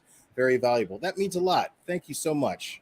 That means a lot. And yes, yeah, I mean, like I said, I mean, I was lucky. I was fortunate enough to have an attorney in my case, and I just kind of let my lawyer do their job once I gave them all the information that they needed. So.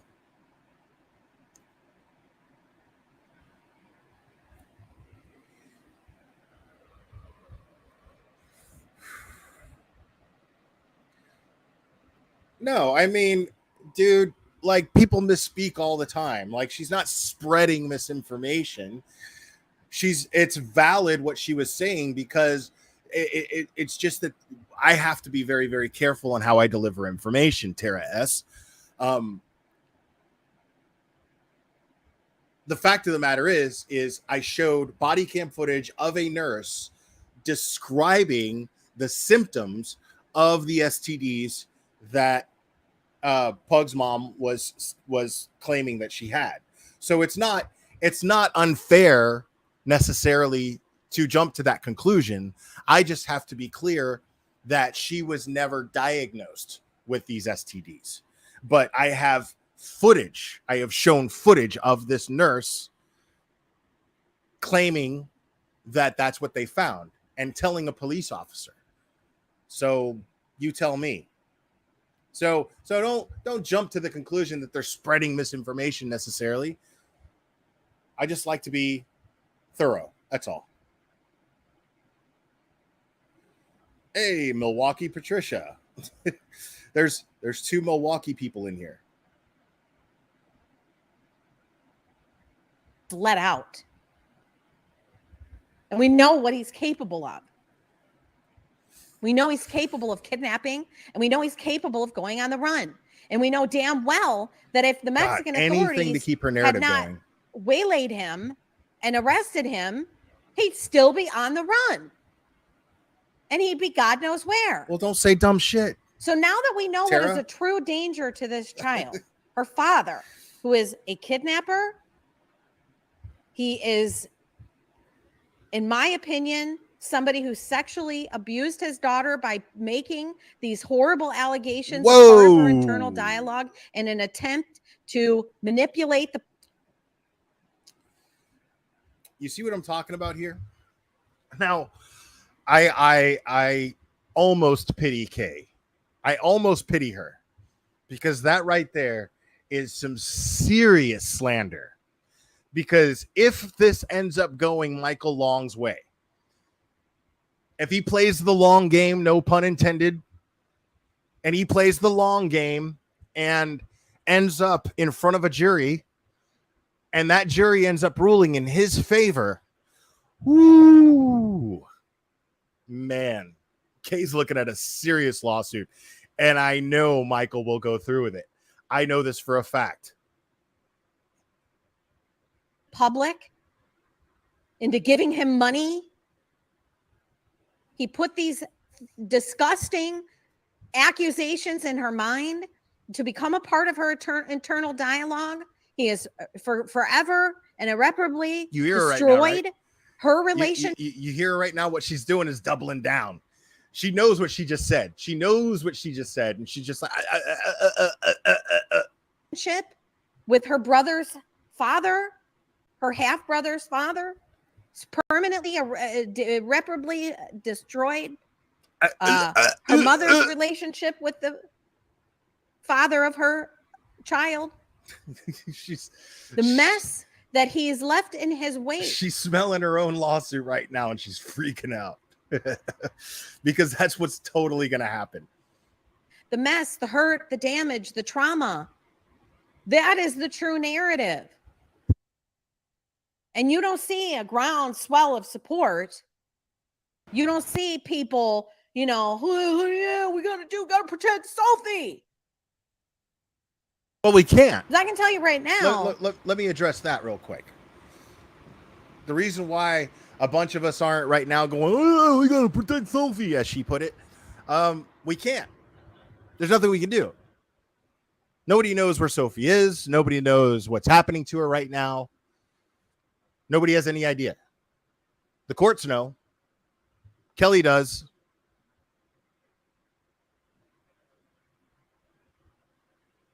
So, I mean, we don't know. It would be pointless to sit here and go, you know, we have to protect Sophie because how? How can we? We don't have the means. The only means that I had was to give this man a mic. That was the only means that I ever had, was to give this man a platform to make his case public.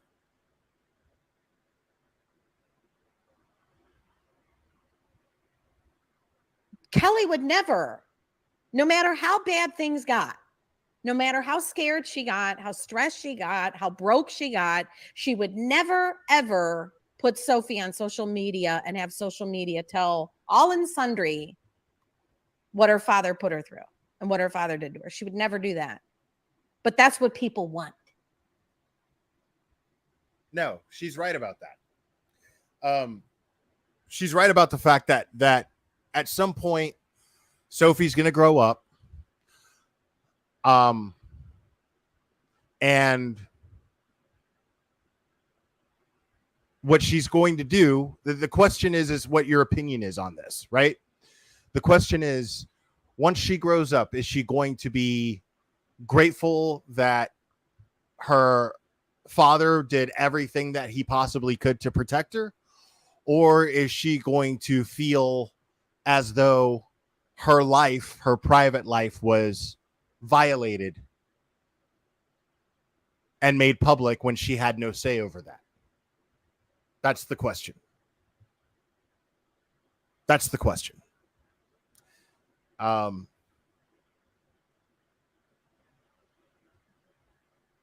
But that raises other questions too. Because when it came down to that video going viral, I mean, that was his intention. That was Michael's intention. And the intention was, okay, I'm going to do whatever it takes to protect my daughter. I don't have money for an attorney. And she's claiming that somebody's hurting her. She's claiming that multiple men are hurting her. And I don't have any other way to protect her. This is the only way that I know how to protect her.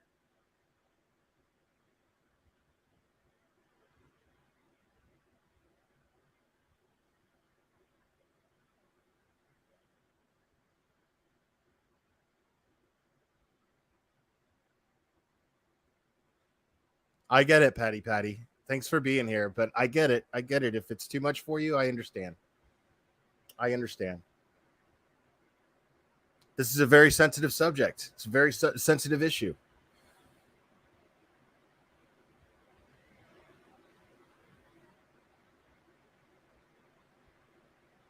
Right.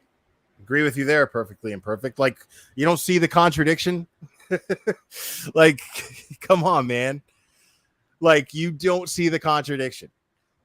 She's condemning ML for putting SL on social media and its effect on her future, all while talking about her and calling her a brat and a liar and an actor and a performer. Right. Exactly. That's what the social media mob wants. They want entertainment. They want this to be entertainment. And it's not. It's not entertainment. These are people's lives. This is a child's life. This is a woman's life. And if you felt that way genuinely, you wouldn't be talking about it. So shut the fuck up. She felt safe when he was down there. Now he's back. And his mugshot, I'm sorry. His eyes, they look dead. He's scary. And this is So I guess when you have a mugshot taken, you're supposed to look like Bullhorn Betty does in her many mugshots. Is that what you're supposed to do? Supposed to smile and make weird smirks and, like you're posing? Like that looks like a mugshot to me. Only his hair's a little too nice to have just gotten out of a fucking Mexican jail. Yeah, I can't figure that out. But is what empathy looks like. This is what empathy is. Empathy is stopping right now and fully placing yourself in the shoes of Kelly, or even take it a step further and fully placing yourself in the shoes of that little girl. now what I love when she says shit like that, because here she is, her whole thing is that Sophie was putting on an act and she was a brat and she's a liar, right? But what's really funny to me is all she's ever been consistent about is defending Kelly Long. That's all Kay's ever been consistent about, is defending Kelly Long, right? She's constantly done that. And yet, what's really interesting about that is she creates and spins the narrative, perpetuates the narrative that it's Sophie against Kelly. Always, always, always. Right? Sophie's a liar and a brat. Kelly Long is the victim. What does that say? Think about that for a second. What does that say? Because no matter how Kay tries to spin shit, what she's still doing is creating a narrative that it's a mother against her own daughter, that the daughter is out to hurt the mother. Not, hey, this poor woman and this poor child, this evil man is affecting their relationship. She'll hint to that. She'll say that here and there. But the overall narrative that is constantly being perpetuated is that Sophie bad, Kelly misunderstood and good. Right? I mean, can anybody disagree with that?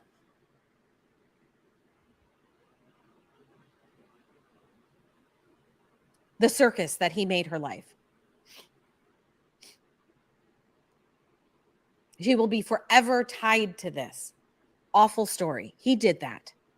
I mean, by the He time has she always grows out, been the danger. Here's the thing. By the time she grows up, nobody's even going to be talking about this or thinking about it. Like, the name might come up once in a while, but it's not going to make her life difficult. You know what I mean? Like, by the time she grows up, you know what I mean? Like, it's not like like, you know what? Like, even that many years later, people aren't even really going to be talking about Johnny Depp and Amber Heard. And they're famous. You know what I mean?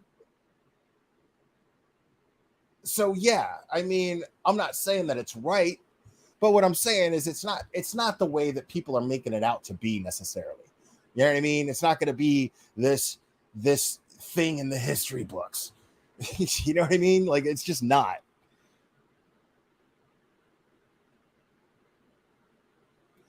Dude, she's heard it all. What she hasn't done, Pug Mom, what she hasn't done is played them. Why? Because it would go against her narrative. Like, she dismissed the 911 calls altogether. Like, she never played them, but she talked about them extensively. She would talk about the 911 calls and be like, oh, and then made some weird excuse for Kelly Long doing it, like, and making the calls, and somehow spin it to be Michael's fault that she made the 911 calls against Jake Bellington. Right?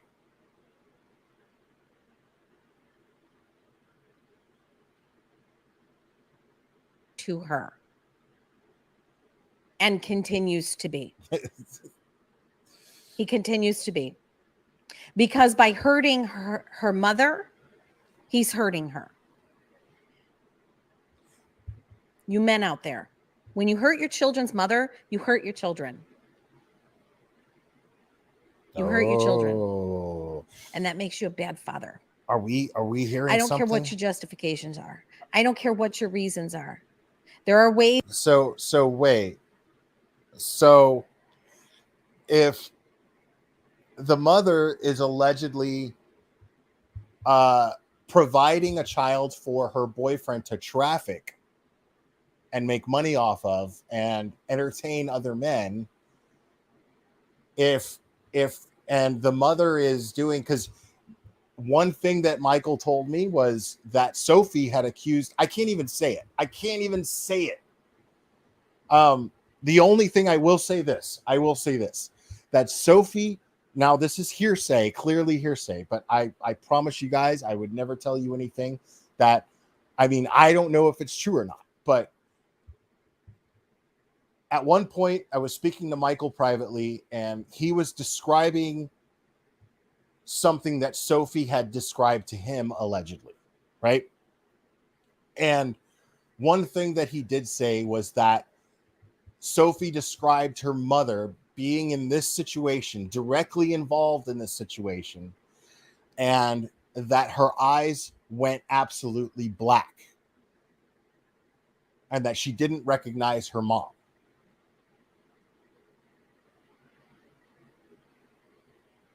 Now, we've heard this many, many times when it comes to describing someone who is in the act of something absolutely heinous and evil.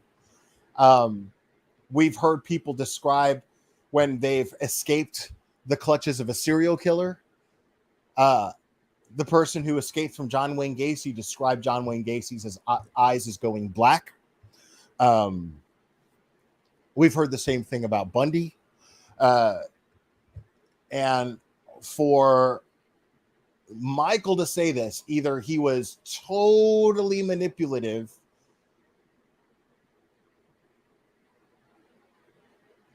and has heard this described of, you know, evil people doing evil things, or he just, and because the way that he came off was just, he felt confused as the way he came off. When he was telling me this, he was just like, I don't understand it. He's like, I just can't picture Kelly being like that. You know? I mean, again, this is the mother of his children. The mother of 3 of his kids anyway. Right.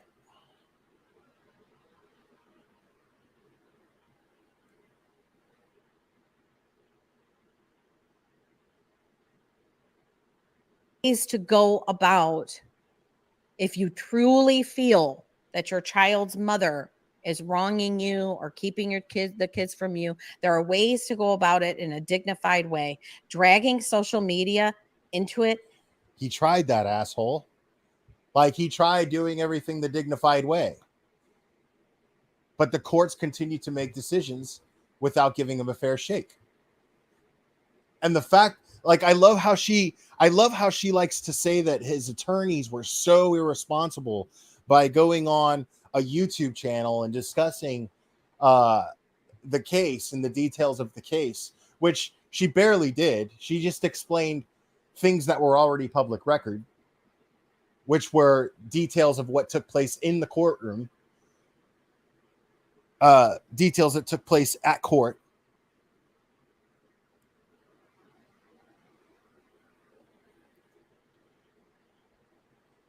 I mean, but why would an attorney, even though this attorney said, I wish Michael would stay off social media, but even though this attorney, why would an attorney feel desperate enough to actually speak on a YouTube channel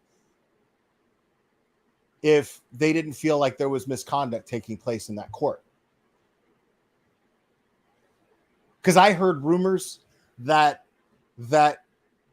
particular attorney was threatened, that they actually felt like they actually felt like their career was in jeopardy, and that they were in danger of getting disbarred if they continued to speak publicly.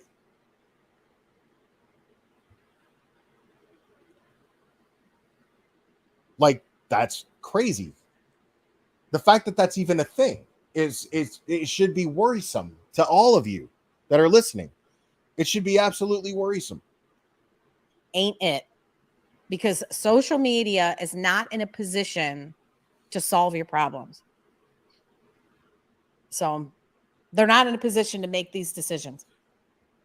No, social media. People media are in a position to make this decision. No, nobody said that social media was in a position to make these decisions. What it did was it provided a platform to make to where people could not perpetrate corruption or negligence behind the shadows without any consequences. Because the more eyes that are on this, the less likely that corruption and negligence is going to happen. The less likely that's going to happen.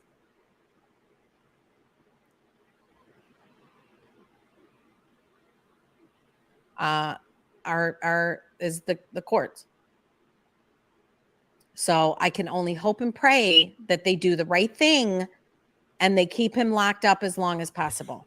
But I'm going to tell you right now, I'm on the countdown. What you need to hope and pray for is that somehow you get a lawyer to get you out of this $10 million jam you're in, because you're fucked. You're fucked for doing exactly what you're doing right here. To when he's gonna be featured on some channel. Yep. Featured on some he sure will creator. He's gonna be calling them. Yep. And everybody will flock. Everybody will flock to listen to what he has to say. That's exactly what my intention is.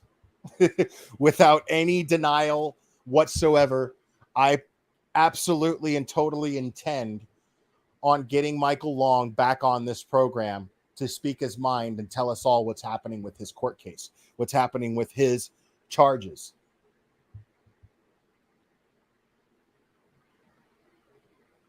They will continue to give him attention. Yep. Absolutely. Can we all take some guesses on whose channel is going to feature him? Holla!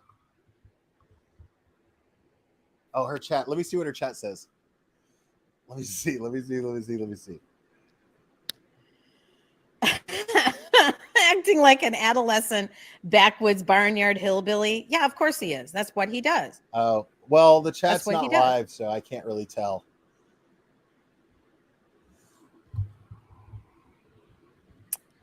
So, okay, that's it. That's all I've got. We've gone about an hour. Just as a reminder, here is a piece that I just found. First 5 people sign up on it. I haven't even checked it yet, so I may even have gotten 5 people already, but I'm going to say it again. First 5 people who sign up at that $20 level on Patreon, you're getting free necklaces right away. You'll get them next week as soon as you sign up. Next week, week after. And you Facebook people, please, please, please don't forget, hit those stars. Oh, shut the fuck up. Okay. That's enough of that. Oh yeah, totally. It'll be my channel, hopefully. See, this is the thing. This is another thing that should get you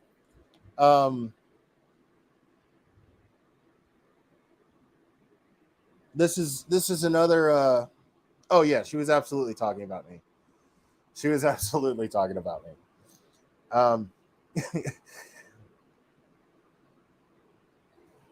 What's really, really funny is oh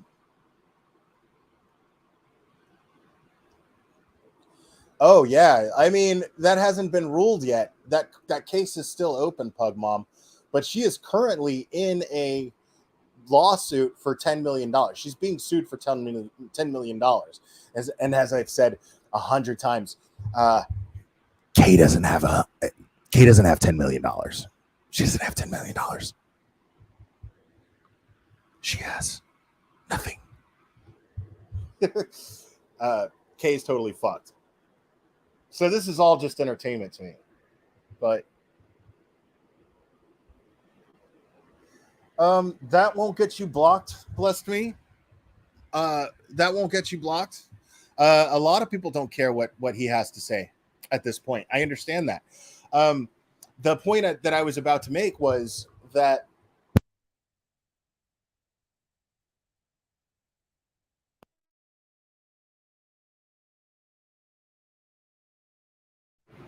the point that I was about to make was that I am not at this point. I can't do anything about Sophie at all. My interest in this now is how he's being treated by Collin County, how they're going about him. That's of concern to me. I don't like a lack of justice, and I don't particularly like Michael that much. But one thing that I can honestly say, because it's no secret. Hold on, sorry.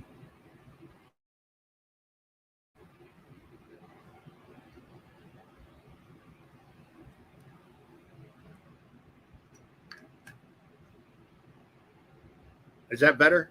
Can you guys hear me better?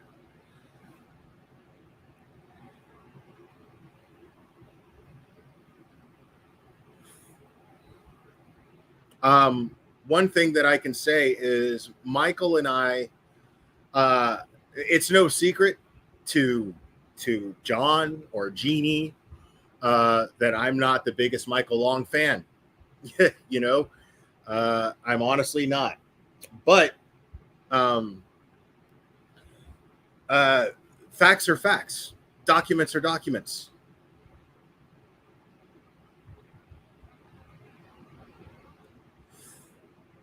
What's the crime, blessed be? You're saying the punishment fits the crime. What's the crime? That his daughter alleged that she was being trafficked by her mother and her boyfriend, and so he did whatever he had to do to protect her. I mean, 92% of you agree that you would do whatever it takes to protect your child, right? I mean, 92% of you.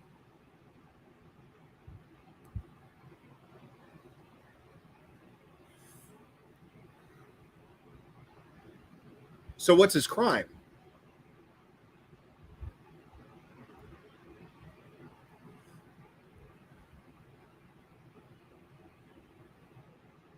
Aha, okay. Thank you, Cherry, for that. Can you guys hear me better now? You guys can hear me better now, right?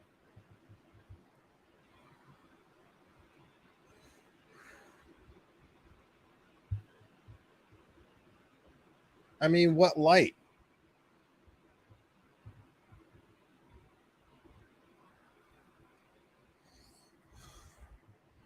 That he coached and brainwashed a child? What evidence do you have of this? That the court determined this, even though his case was never heard?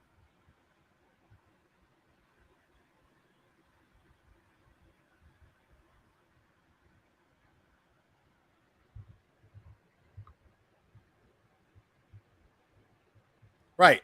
So failure to appear in court and interference with child custody, it merits being stuck in a Mexican jail indefinitely and then extradited back to the United States for however long he was sentenced. I don't even remember. I went over it before, but I mean, like several months in jail without a jury trial. I mean, the punishment fits the crime. Really? For interference with child custody and failure to appear in court and a $2 million bond. Punishment really fits the crime. See, that's my issue, is I don't think it does. That's the only reason why I'm even still entertaining the idea of Michael Long at this point.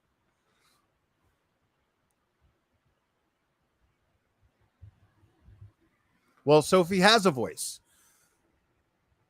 whether you're okay with it or not. But unfortunately, or fortunately, that remains to be seen. Michael is her voice.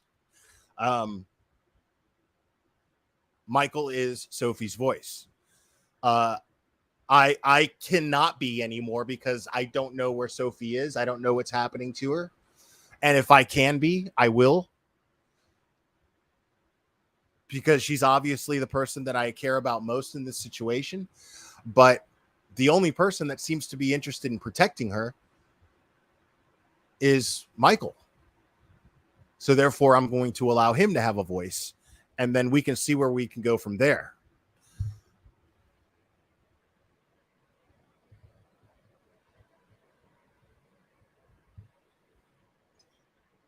Tara S., this is true.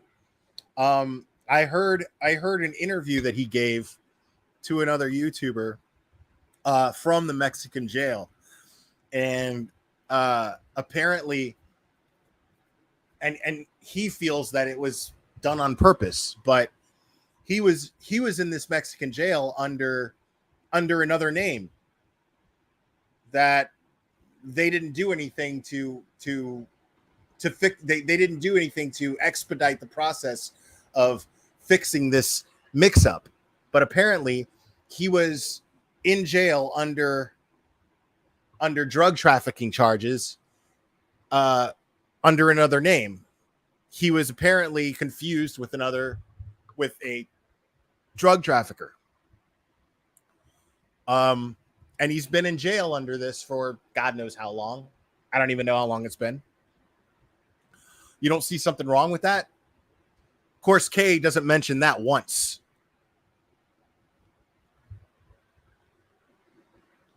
And I'm sure there's paperwork. And if I get a hold of this paperwork, I'm going to share it.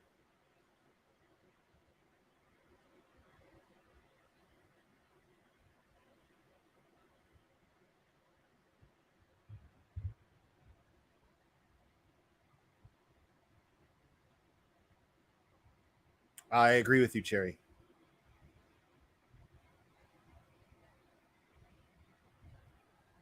Oh, not only her first video, Pug Mom. Not only her first video. There were several other videos where she reacted the same exact way when it came to going with her mom.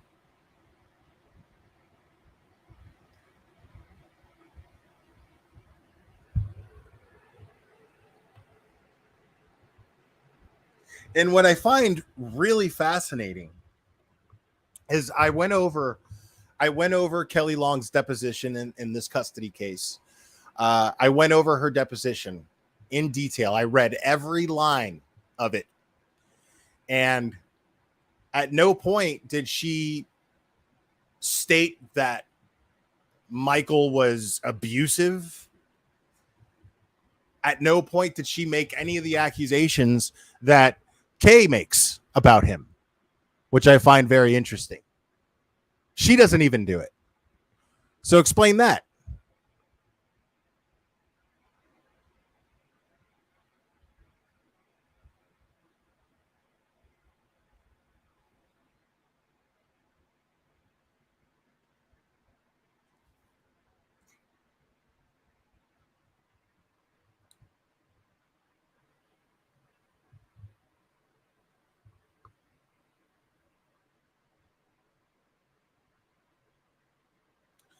That's fair. That's a fair opinion to have. I don't necessarily agree with it, but I can see how one would think that.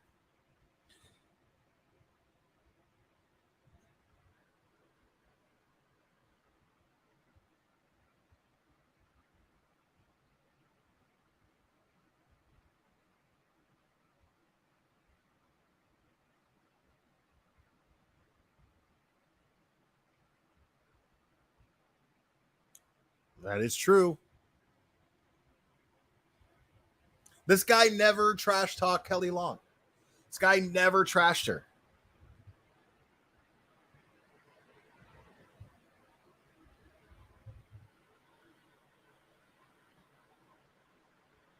So I mean, there's something to that. You know what I mean?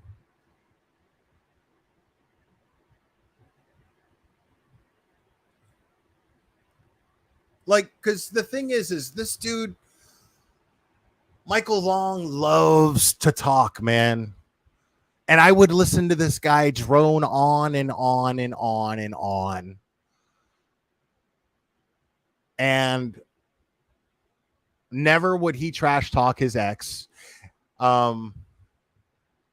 Never would he trip up and contradict himself. Like if somebody's a liar, I'm in my experience, when I'm dealing with somebody who is a liar, right? And they love to talk, they can't help it. They're going to trip over themselves and they're going to contradict themselves at some point. And I listened closely for this all the time. I listened closely to see if he would. A part of me wanted to catch him on a lie. The part of me that just doesn't like the guy was looking for some point for him to trip up. And he never did.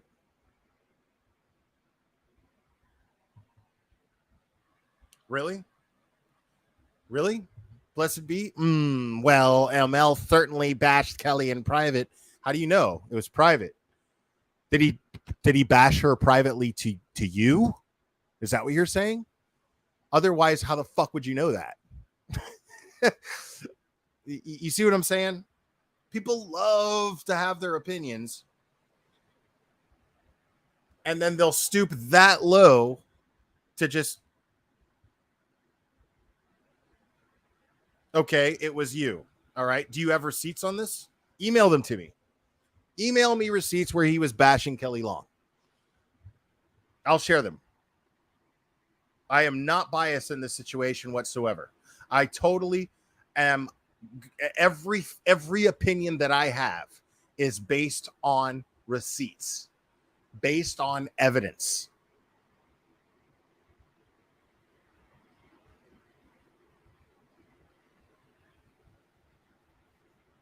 And even if he did, you know what I'm saying? I mean, what person doesn't have something negative to say about their ex? That's why they're the ex.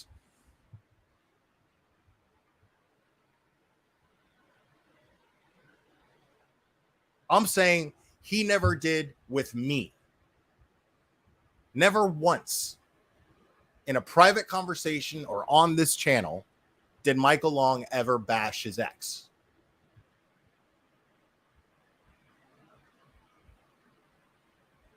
I don't dox people here, blessed be. I do not believe in doxing.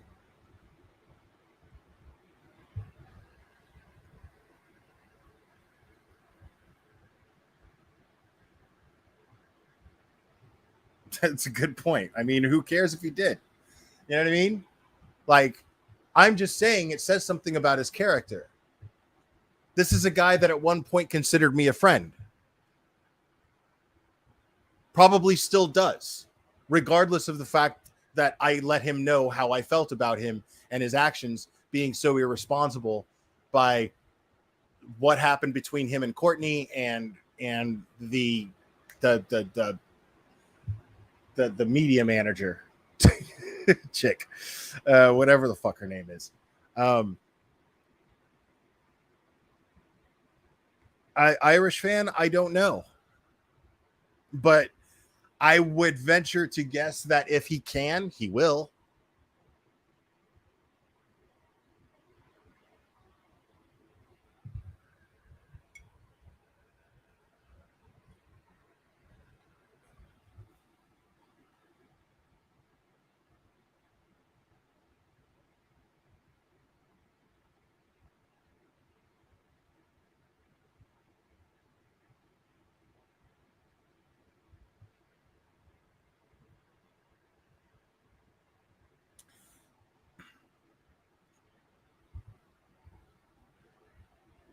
I mean, all I'm saying is that he wasn't that way privately with me. And I like to think that I made him comfortable enough to where he could have been. You know what I mean? Like there were certain things that were said between us in private where I would be like, okay, dude. You know what I mean? Like that would happen. But never anything that made me feel like he was lying about anything that he was getting me to disclose on my channel.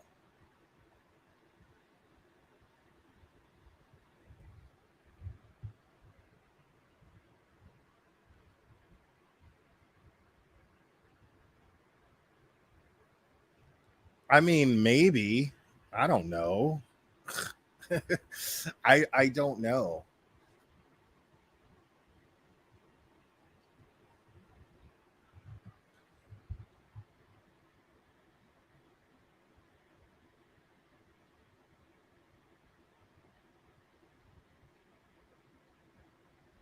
I don't understand that statement, Kimmy 71. So Sophie is okay, but worried Summer? What? I don't understand.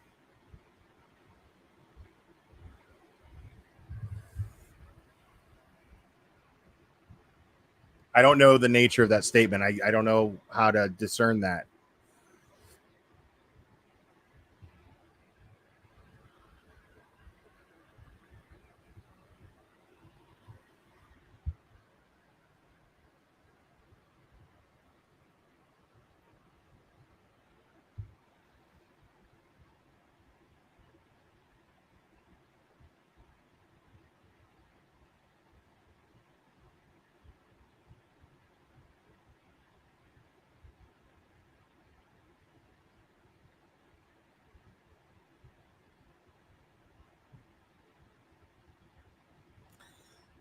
Oh, no. I mean, I still stand by what I said about that before. There's no developments. Um, I don't know what's going on with the Summer Wells case because I mean, well, it's the same as it was. Like I'm not gonna be up here, and I don't even know who the lately there's this person, and this is the thing, guys. I do not pay attention to anything that I hear on social media unless it comes directly from Summer's parents or law enforcement. I will not.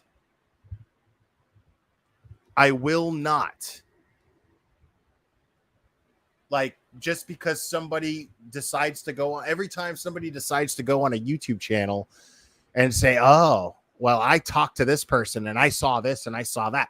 No. Until law enforcement confirms these things as fact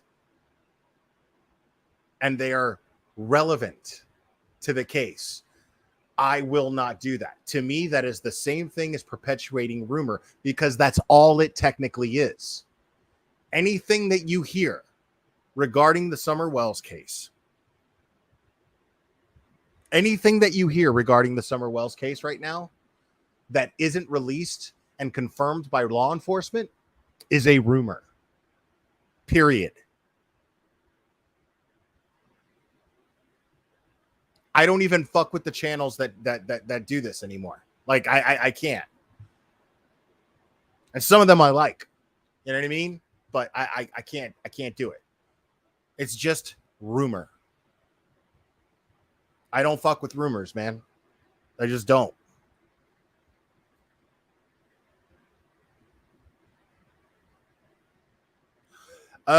We don't know if Sophie's okay. As far as the system is concerned, she is. Right?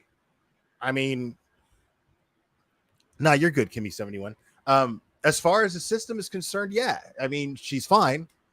But also, according to Sophie, if she's in the environment that she was terrified of being in, and what allegedly took place actually took place, then no, she's not okay. She's not safe.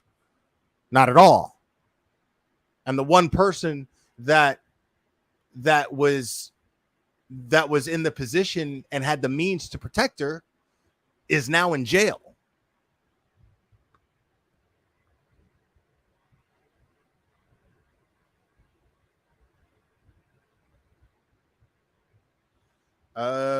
Good question. You're arguing with a zookeeper. I don't want to argue with a zookeeper. The glare. So you win handle of the day, by the way. You win handle of the day for sure. I love it. So Will, how do you envision your role going forward with this? With John reaching out to you for help, what can we expect? John did not reach out to me. I reached out to him, and he was kind enough to respond. But he is extremely ill and hospitalized at the moment. So I will be talking with him as little as possible, because I don't want to disturb him, and I don't want to have anything. I don't want to bring any unnecessary stress onto him that might somehow contribute to his recovery being messed with. So I don't want that to happen. But he did say that he did say that Jeannie was more than willing to talk to me, and she did email me, and I responded back, and I haven't even checked if she responded back yet. But to answer your question, I don't know what to expect. The goal is to get back in touch now that he's back in the States, to get back in touch with Michael and hear his side of things, and find out what his plans are moving forward. That's the goal.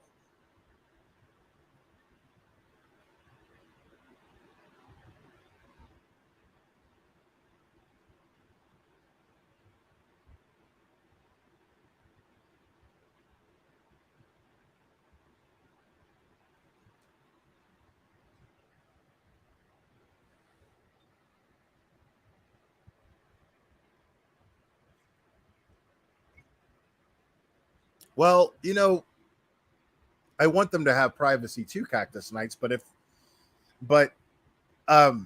if the opposite of privacy is what they feel their chances are of getting justice, I'm happy to help them with that. I'm more than happy to help them with that. And again, if it turns out that Kelly was right this whole time, I will publicly apologize. I will do everything that I can to make everything right. But I'm not seeing any evidence so far that would indicate that Kelly Long's intentions have been and any of her actions have been in the best interest of Sophie. I do not believe that. I haven't seen any evidence to indicate that.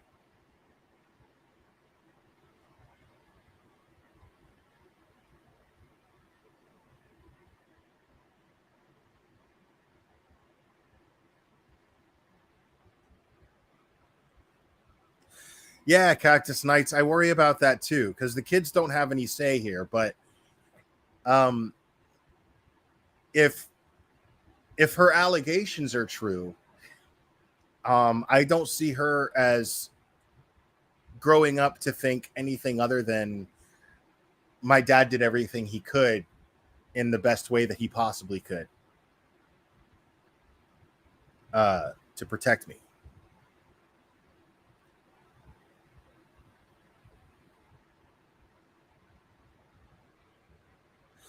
I agree with you, Blessed Be. I mean, we don't. What's funny is, see, I like people like you in my chat because we don't necessarily agree with each other as far as our views on this, but you're not saying anything stupid. that's what I usually call people out on when I'm being aggressive. You're not saying anything stupid at all, so I don't feel the need to attack you. But you're saying, I feel like SL had been through enough in the public eye. If you want to focus on ML's story, it's one thing, but I wish we could leave SL out of it. KL seems to just want to keep her off social media. Well, yeah, but the question is, see, this is where that gets complicated, because the question is, you're saying that under the assumption that Sophie's claims are not true. And maybe they're not. I don't know. What I do believe with all my heart is that there was something definitely wrong with that environment. Otherwise, she wouldn't be so scared to be in that environment. And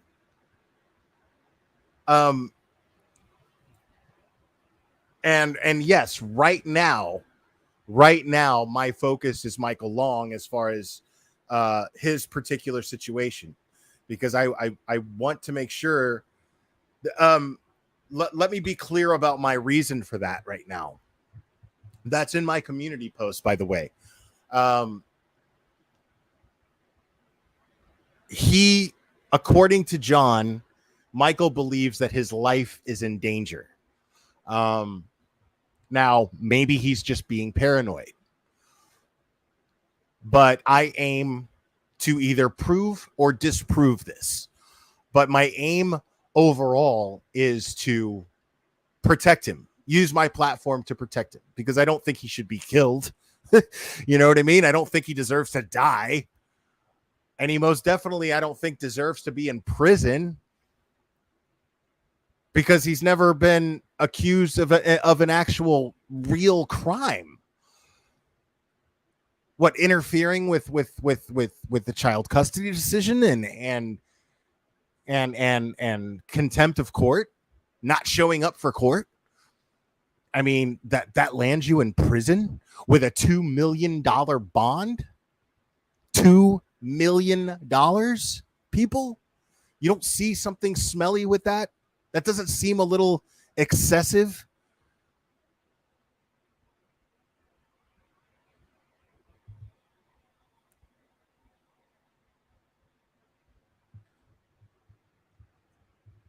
Well, that's a good question. You're arguing with Zookeeper.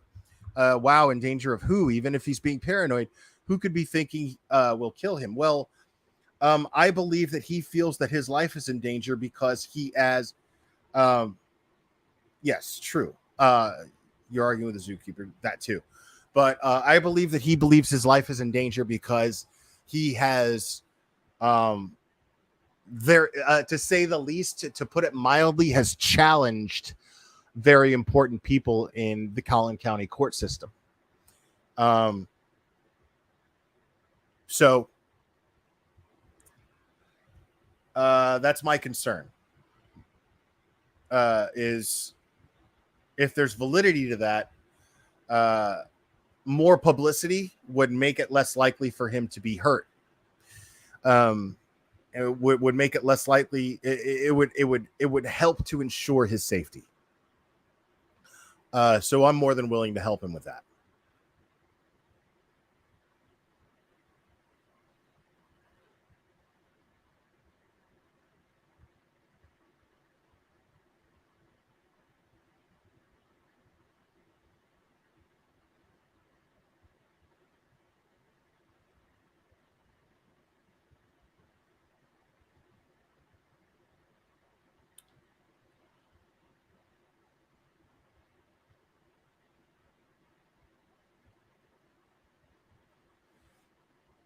Okay, we know that now he did flee the country, right? But I mean, the dude lives in Texas. It's not that hard to cross the border. You know what I'm saying? It's not that, I mean, maybe I'm taking it too literally. You know what I mean? A flight risk, though. Like, he doesn't have access to private planes, and you know what I mean. He's not going to pull a Colton Harris Moore and steal a little Cessna and teach himself how to fly a plane. You know what I mean? And the other thing is, like, is he really a flight risk in the sense, like, I understand that I could see why people are, but I could see why people are saying that he's a flight risk. I get it. He was caught in Mexico. I understand that. I'm not arguing that point at all. Okay. But let's really break that down for a second. Let's really break it down. Why did he go to Mexico? You think that he went to Mexico to avoid jail time? I don't. And I think that if he did go to Mexico to avoid jail time, It was because he knew that his daughter would be taken into custody and she would be put in the environment that she is afraid of being put in.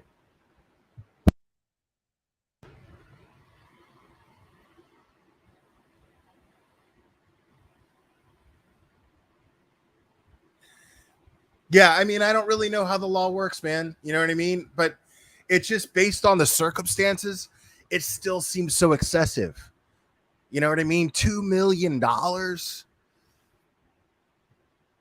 based on, based on a decision that was excessive in the first place. You see what I'm saying? Like, did he need to be like thrown underneath the jail like he was simply because he didn't show up to court? Are you serious? Like the whole thing just seems overly excessive is all I'm saying. The overall grand scheme of things, the big picture, $2 million seems super excessive. Like his jail sentence seems excessive. You know what I mean? What got him to the point to where he even had a bond seemed absolutely excessive. That's my point.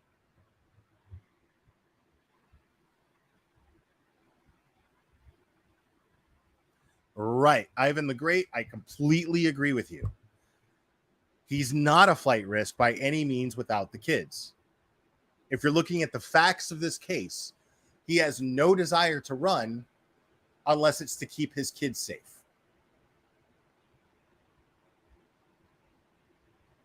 Or at least in his own mind, that's the justification, right? Let's to play devil's advocate, right? At least in his own mind,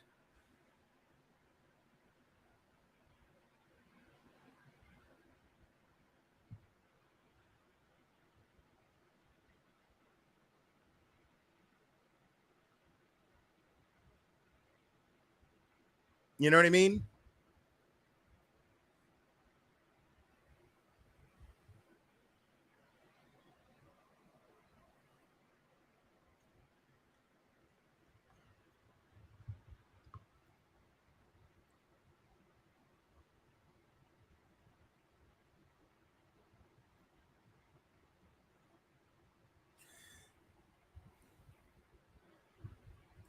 I mean, Heather in that crippled life, I get what you're saying. I get what you're saying. But I feel like the court should take certain things into consideration. You're talking about just the fact that he fled. I'm talking about the actions that led up to him fleeing in the first place. It's not emotional. It's like, well, okay, just because he didn't show up to court, you're going to fucking sentence this guy to fucking God knows how many months in jail? And then you're going to deny his motion for a jury trial, his right to due process? That doesn't make sense. And then on top of it, when he's caught in Mexico and they lock him up under the name of a drug trafficker when they know that he's not that drug trafficker, and take their sweet time to work this out, because I believe that was just something that they used to keep him in jail as long as they did.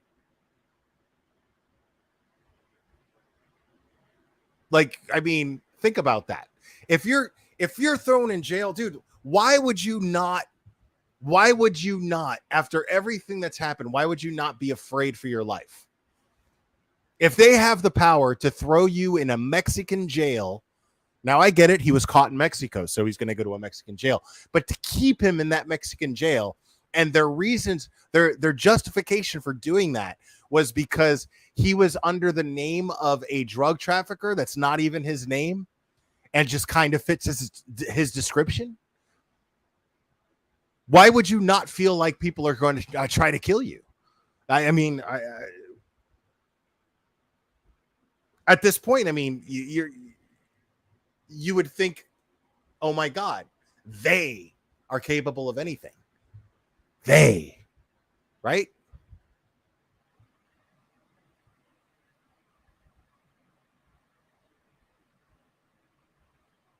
No. No. No.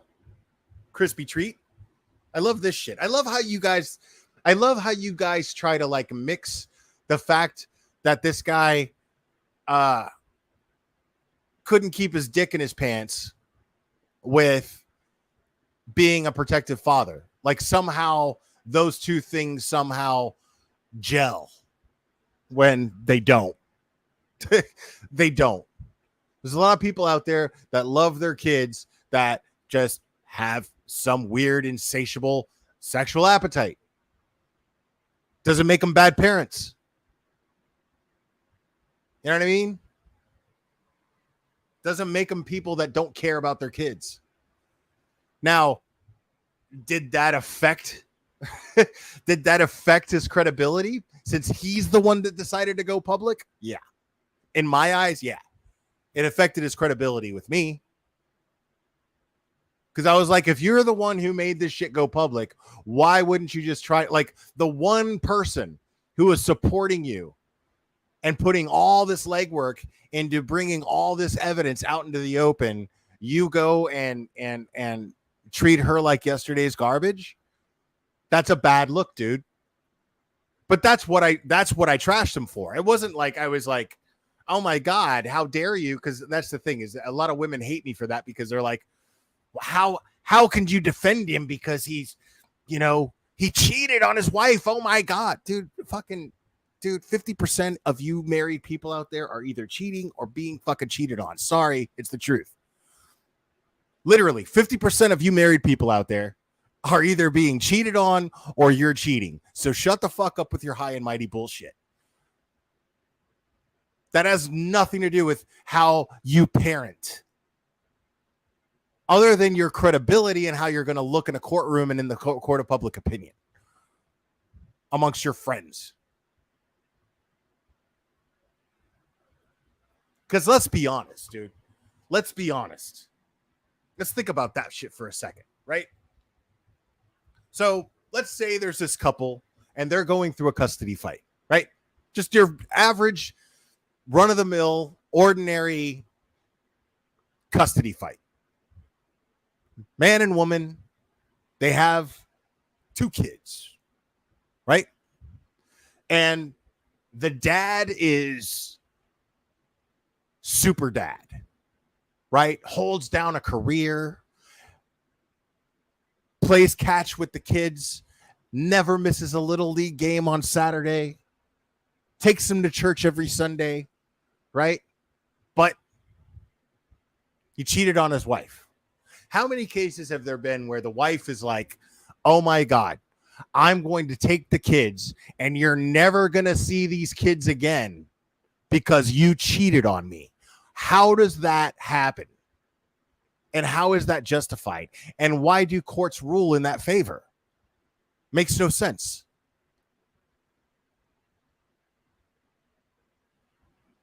Just because a guy takes his wife for granted, and I'm not saying he should, he's a piece of shit for doing that. Like, if you can't keep your dick in your pants, don't be married. You know what I mean? Don't be married. That's my opinion on that. Just to get that out of the way, folks.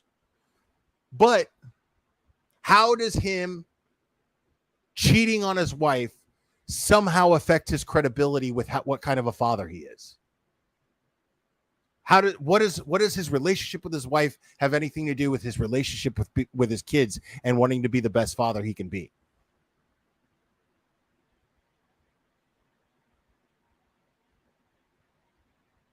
I mean, let's be honest. Exactly, Pug Mom. Exactly.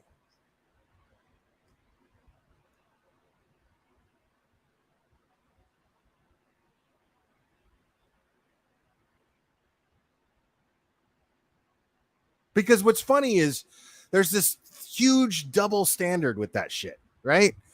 There's this huge double standard. Like let's say the tables are turned, right? And then the woman can't keep her legs closed. She's screwing all the dude's friends. She's going out. She's partying. But she is constantly consistent with her kids. She tucks them in at night. She feeds them. She makes them breakfast every day. She makes sure that they got matching socks in the morning. She makes sure they're bundled up on the way to school. She consoles them when they're having problems with other kids in school. She's just the perfect mom, right? She's a badass, kick-ass mom, right? Every which possible way, right?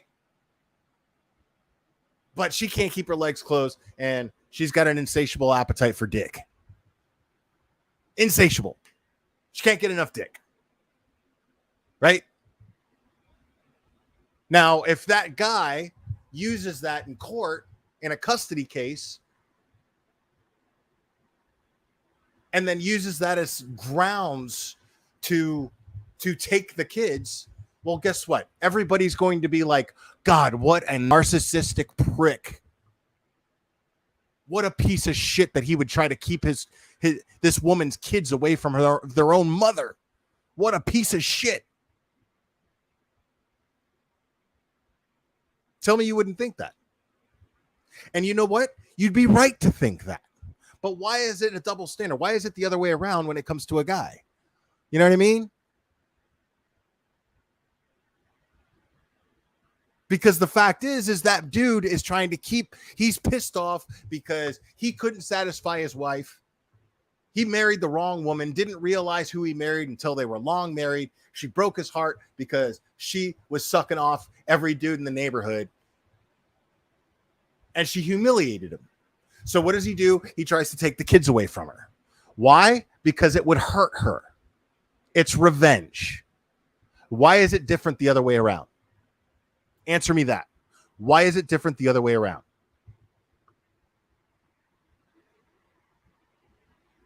Because I'm saying you'd be right. This dude would be a piece of shit for trying to take these children away from that woman. Because if they never saw that she was cheating, if she never brought these men around her children, why does that make her a bad mother? Makes her a bad wife. It doesn't make her a bad mother, though. How does it make her a bad mother? It simply doesn't.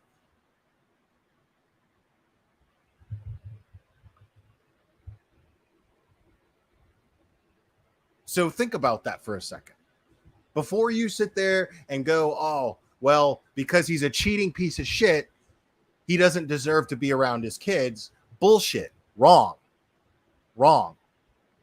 Because just because a woman can't keep her fucking legs closed and can't keep variety of dick out of her mouth, it doesn't mean that she's a bad mother and she should be kept away from her children.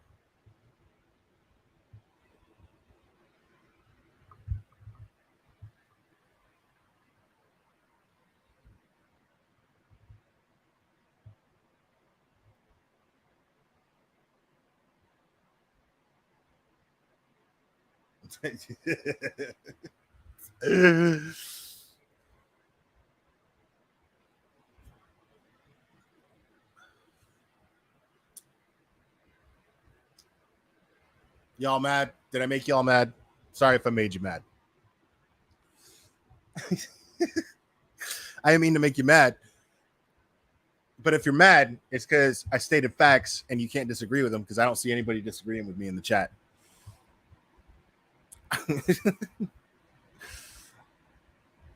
y'all just butt hurt over the truth bomb.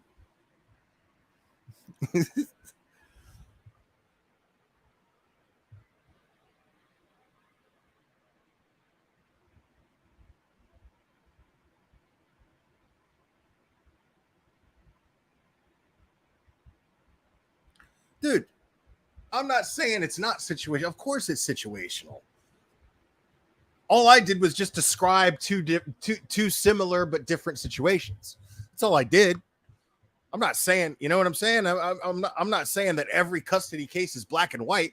I gave specific details as to a scenario. That's all I did. Don't get all mad at me.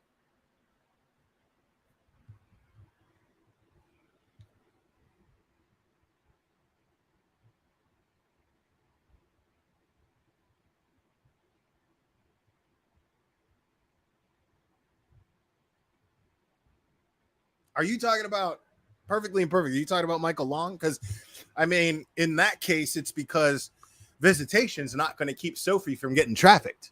You know what I mean? So, yeah, that's not good enough.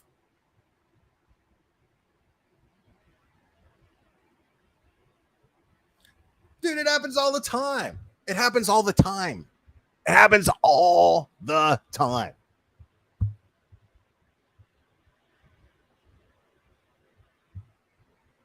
Oh my God. That son of a bitch is just keeping her kids from her just to hurt her. True. True.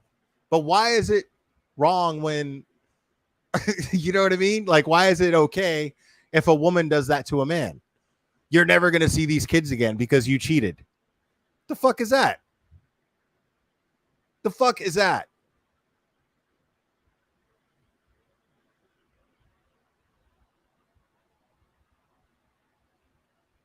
It's not about seeing the kids, though. In Michael's case, Perfectly Imperfect, it's not about seeing the kids. It's about keeping them safe. There's a big difference.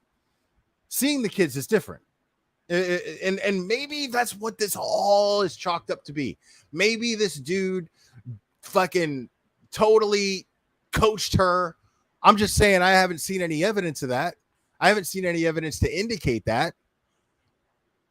But it's possible. It's still possible. Maybe Michael totally coached Sophie, created this viral video the way that Kay is describing it and saying, oh my God, he totally just coached her and they rehearsed and it was all a big dramatic act. Right? Maybe it's possible. But there's nothing to indicate that. But what we have seen is misconduct from the courts. What we have seen is misconduct from the Collin County Sheriff's Department. What we have heard are 911 calls that would absolutely and totally indicate that is a very destructive environment that Kelly and Jake provided for those children. Yet for some reason, these judges that were assigned to this case just overlooked any of this. They didn't want to see the evidence. They didn't want to hear the evidence. The evidence that we went over so many times. Right? The judge never wanted to hear it, never allowed it. Why? Why?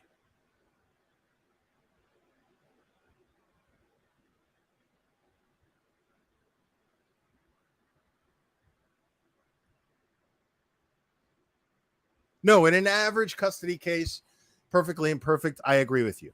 Yes. In an average custody case. I think that Perfectly Imperfect, I think that in an average custody case, when a parent is trying to just keep the child away from the other parent, it's just revenge. It's just shitty. But when it's a case of protecting the child from abuse, that's a different story.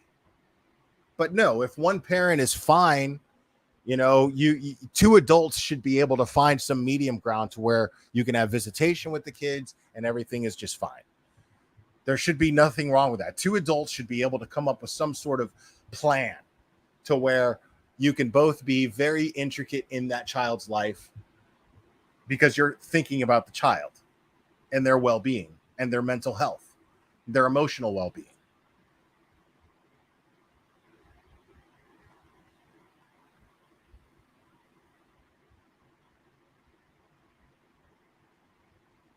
Wait, what? What's going on here, Cherry? You think I'm going after Perfectly Imperfect? You know what I'm going to do? I'm booting Perfectly Imperfect. I'm going to hide you from this channel, Perfectly Imperfect, just to piss Cherry off. Just because I'm petty. Petty as hell.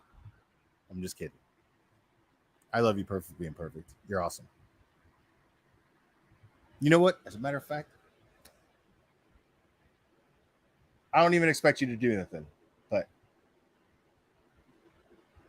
I'm giving you a wrench. Perfectly Imperfect has been a very, very consistent member of this chat. And so Perfectly Imperfect gets a wrench.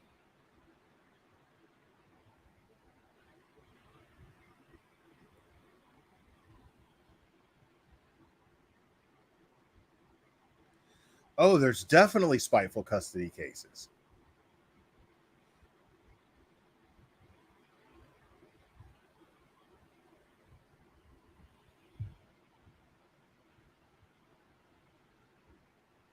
Shut up, Cherry.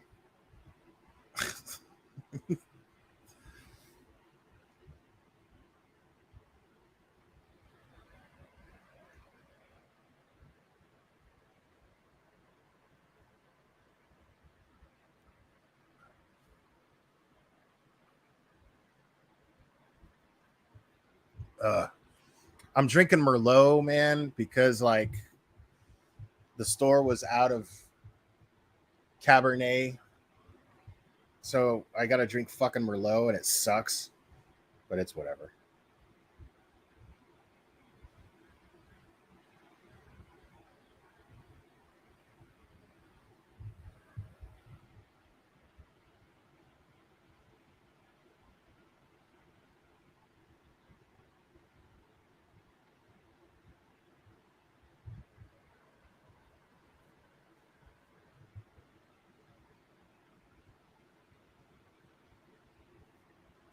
I'm just looking at chat now, y'all.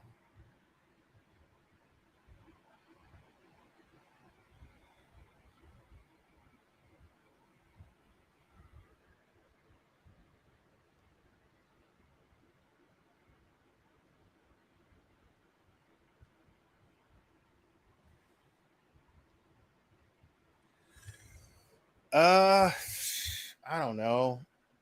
Hope SC. I don't know, man. I just like Cabernet better. You know what I mean? I don't know about the sweeter or not. I just like it better. I'm not a big fan of Merlot. I mean, I'll drink it because it's red, but I don't like sweet. Like if it's too sweet, I'm not drinking that shit. Like there's a sweet red. I'm not fucking with that.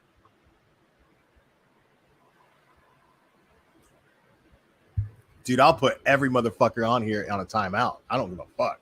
I will. Y'all follow Cherry's example. I'm gonna make an example out of you. Listen to this rogue agent. Cherry's a rogue agent. Follow her bad example. Irish fan, there was somebody. Were you in the chat with another handle by any chance?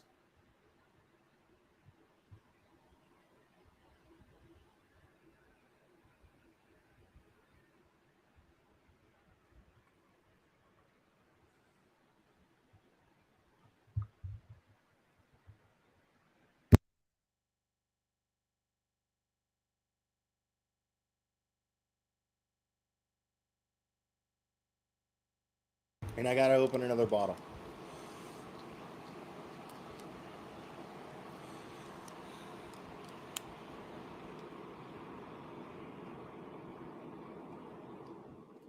All right, well, if you see that other handle, go ahead and hide them.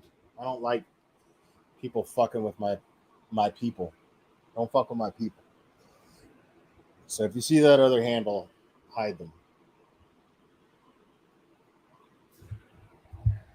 Serious question. What if Sophie is telling the truth? Who do you hold responsible? I hold Kelly Long responsible. Obviously, I hold Jake Bellington responsible. But if Sophie is absolutely telling the truth, the last person that I hold responsible is Michael Long. I think that he was doing everything he could to protect her.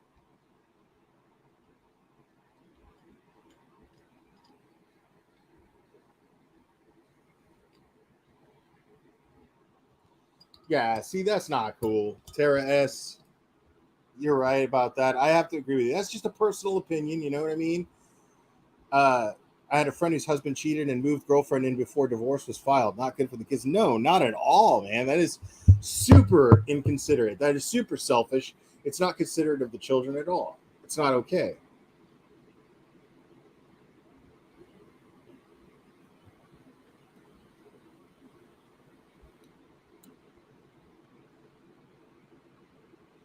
Let's turn that around. What if SL and ML are not actually telling the truth? Who do you blame? I blame Michael directly. If that's the case, absolutely. Directly. I blame him. And I would dedicate, if I had proof of that, I would dedicate my channel for an indefinite period of time to trashing that fool. Absolutely. But all the evidence that I've seen points towards them telling the truth versus anything that Kay's dumbass has said. Because Kay has only gone against the grain. Like, it's obvious. I mean, the credibility of her argument is fucked. If you people don't see this, the credibility of any of Critical Cankle's arguments are fucked. Think about it. Like, here she goes, and I thought it was fucking fun. It was hilarious to me because here she goes in the height of the Johnny Depp and Amber Heard thing, right? And so many people were following this consistently for like 6 years, right?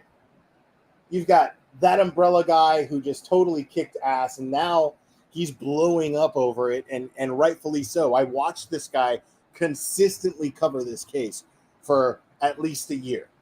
As long as I've known about the guy, I've only known about him for a little over a year, right? And he totally kicked ass with it. But this is a dude, like, he's fucking surgical, dude. He's blown up for the right reasons. Because every single live stream that this dude has done, every video, he's got receipts, and he's just going over receipts on this case. Constantly. Every time. Right? But then you have Cankles, because the whole thing starts and it goes to trial. And what does she do? She goes over the UK court documents, which are totally fucking irrelevant. Nobody gives a fuck about what happened in the UK. That means shit. And it wasn't even him against Amber Heard. It wasn't even Johnny Depp versus Amber Heard. All it was Johnny Depp versus the Sun, which is arguably basically an asswipe of a news source. And he sued them for defamation, I think. I mean, and it's really hard to prove defamation. It's not going to be hard for Ray Andriacchio to prove a defamation. Ray Andriacchio has Kay by the short and curlies. And I think it's fucking hilarious.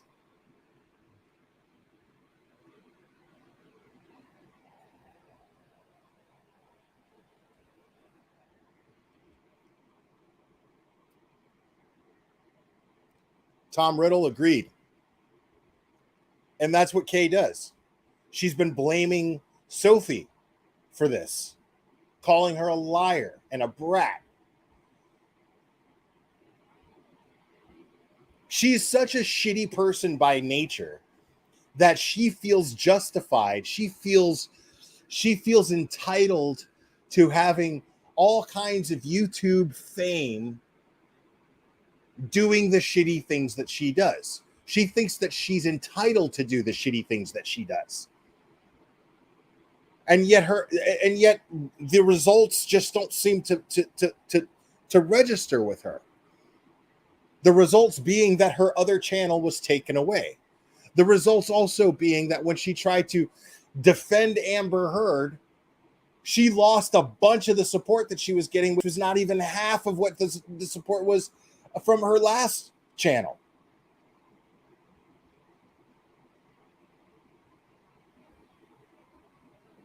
Every single thing that she talks about is trying to just be shitty.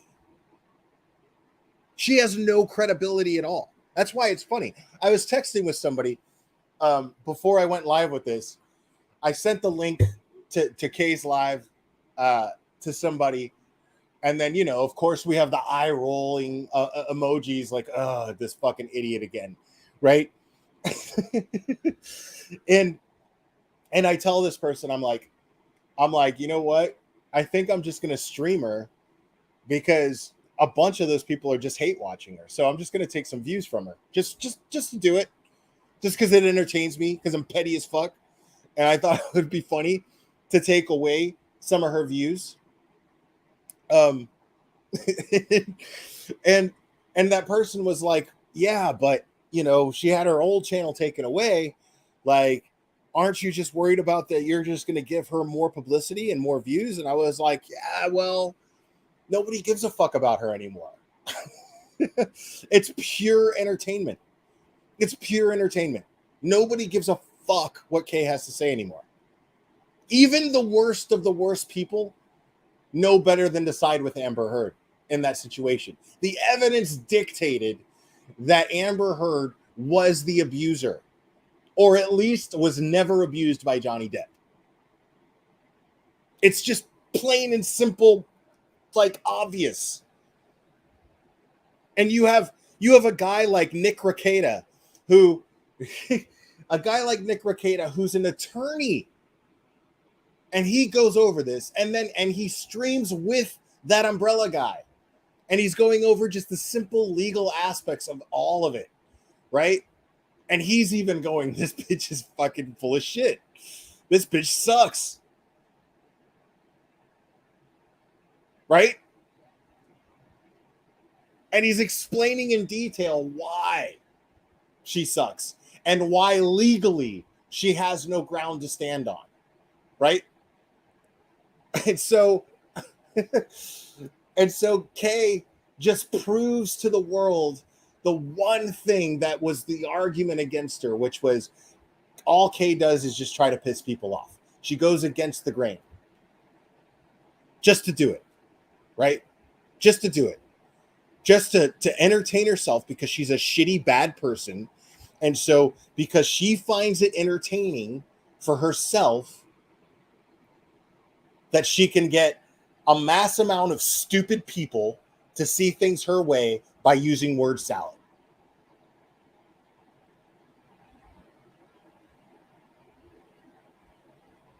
I mean, come on.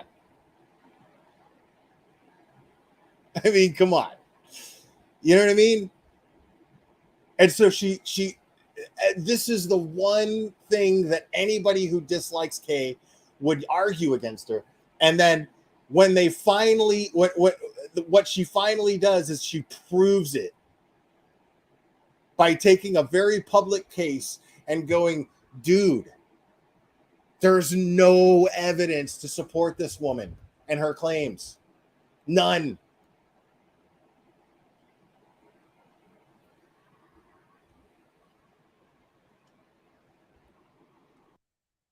Then she throws a bunch of word salad together, right? She throws a bunch of word salad together, and then all of a sudden that shit's fucking supposed to be gospel. But it's not, because the whole world, finally, this is a case that the whole world is talking about. And then even Kay's supporters are looking at her and going, at least the halfway intelligent ones are like, yeah, I don't know, Kay. I think you're reaching here. Like, I would click on that shit for about 5 minutes and just shake my head.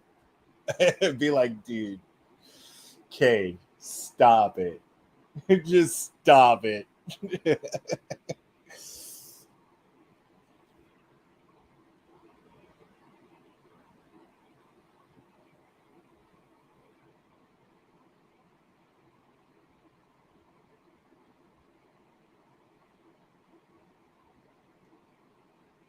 And then what do they always do? They always double down. You know, they always double down. They're always like, everybody's going against me on this, and I don't understand why. Look.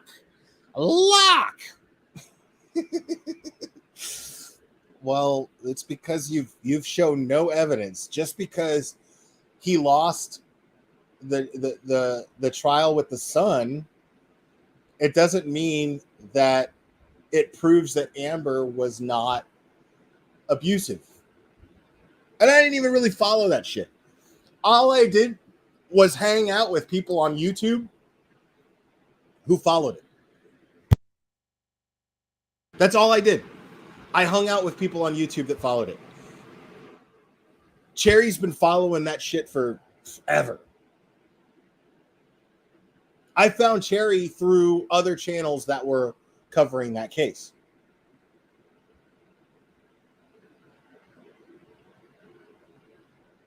And I was like, wow, she's a dope wrench. I'm going to give her one. And now she's mine.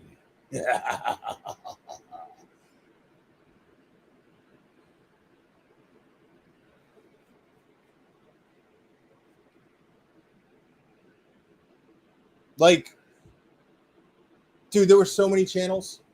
Besides that umbrella guy, there's Mr. Zod's Fandom Zone. He's awesome. If you like nerdy shit, man, like sub to his channel. He's great. There's Rob's Rules. Rob's Rules. Rob is like one of the nicest dudes in the world. I love that dude forever and ever and ever. Like, I don't think that dude could ever do wrong. Knock on wood. I hope I don't jinx. And then that dude turns out to do something really fucked up.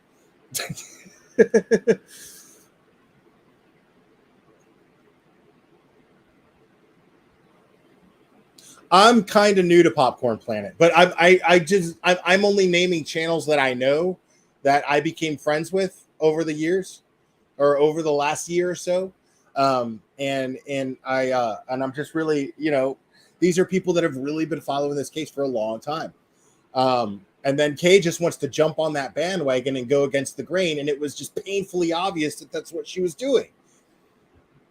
It was like, oh, come on. Like, really? I actually thought she was smarter than that. Me of all people. Like, I will trash talk that woman, obviously, forever. I'm going on 3 hours. I'm going on 3 hours. And I still gave her more credit than to do that. I was like, wow, okay. Really? Like, this is such a K thing to do.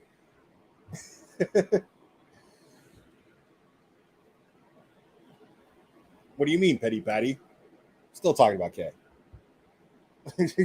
Oh, yeah, I stopped. Yeah, her live stream ended. She kept it short. She was just looking for some views.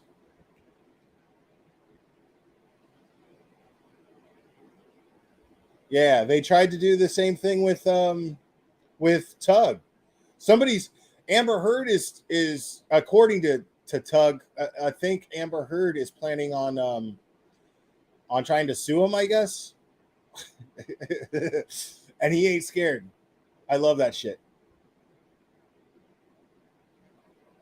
So 93% of you felt that you would protect your child and risk jail to do so. Let me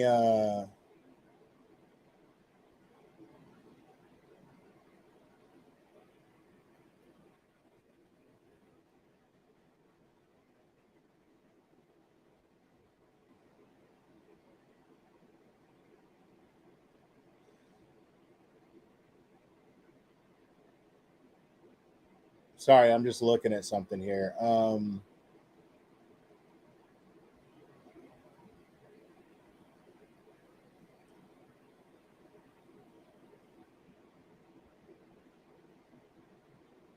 Dude, that's so crazy. Like, I loved that Amber Heard's attorneys, like, during the trial, like, gave Tug shout outs without even realizing they were giving him shout outs. Have you ever discussed anything regarding this case with a YouTube creator called the Umbrella Guy? Like, I was like, fuck yeah, good for you, Tug.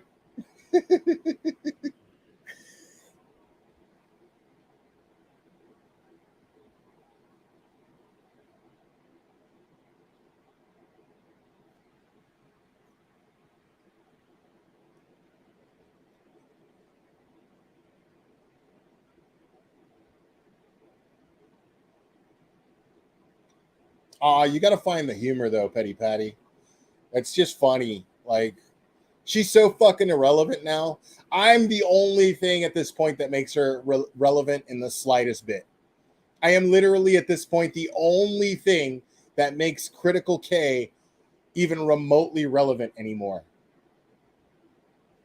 Because I just get off on fucking talking shit about her. It's just fun to me.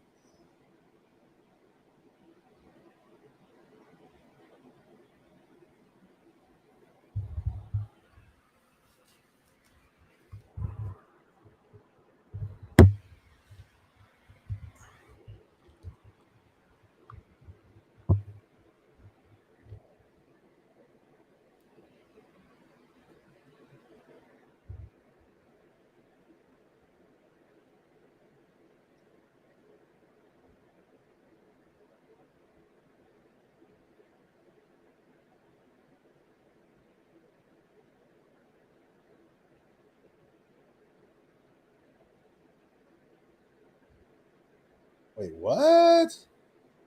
Your story on Real Talk with Mandy. I came in late, but I wanted to say that bond is excessive even in Collin County. My son's father murder got bonded on $1 million. Is that what that is? And that is I didn't feel like counting those zeros. And that is Collin County. Okay.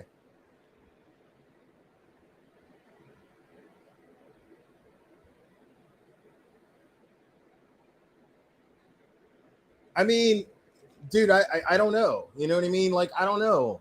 You know? I it just feels, if I had just started talking about this case, if I had just started talking about the Long case, I wouldn't probably think anything of it. You know what I mean? I'd be like, oh, whatever, you know? But since I've been talking about this, it just feels so excessive. And nobody else will fucking touch this case. It's so funny because I'm trying to like revamp my shit. All of the YouTube creators that like are even like well successful, you know what I mean? Like that whose channels are doing like really good, they won't touch this shit. And I understand that. You know what I mean? They just won't fucking touch it. It's too controversial. Like there's too much hate that's going to come with the support that you're going to get. The difference is I'm okay with the hate. I just don't give a fuck. You know what I mean? 100,000. Thank you. I just don't fucking care about backlash when I feel strongly about something. And I don't blame those other channels. Like if I want to grow, I wouldn't fucking touch this shit. You know what I mean? Like I've seen bigger creators like do like one stream on this shit. You know what I mean? Or two. Like I've seen Nick Rekieta do streams on it. I've seen Uncivil Law do streams on it. I've seen the Quartering do streams on this. And I like maybe one or two. You know what I mean? But like it's so controversial, they just don't follow up. You know what I mean? It's just too fucking controversial.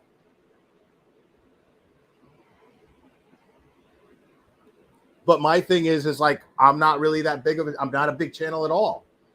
You know, I'm not a big channel at all. So I don't give a fuck about the backlash that I'm going to get for it. I've always gotten backlash for it. I've been doxxed over it. I mean, it is what it is. It's whatever.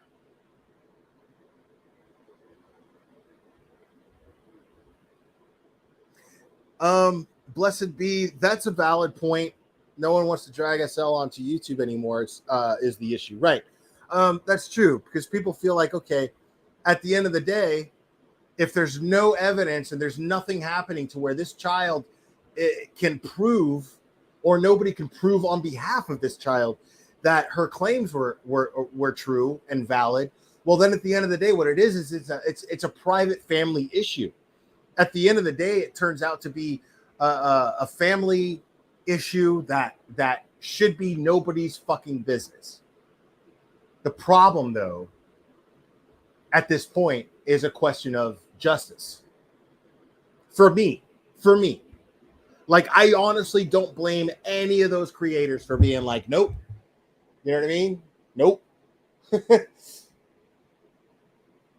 Because they're going to get backlash because this child's privacy is possibly being violated. Now, me, I feel like her privacy has already been violated to some degree. But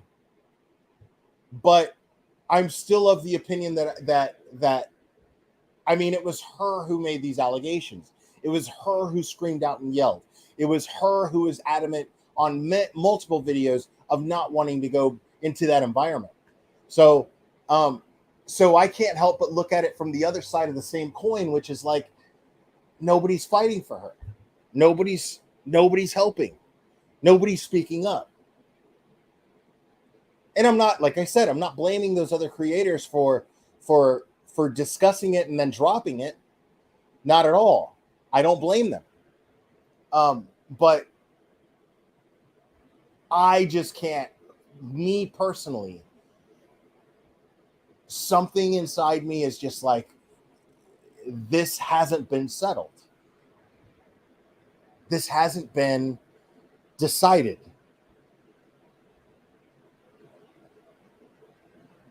Well, Cherry, right. It was necessary at first.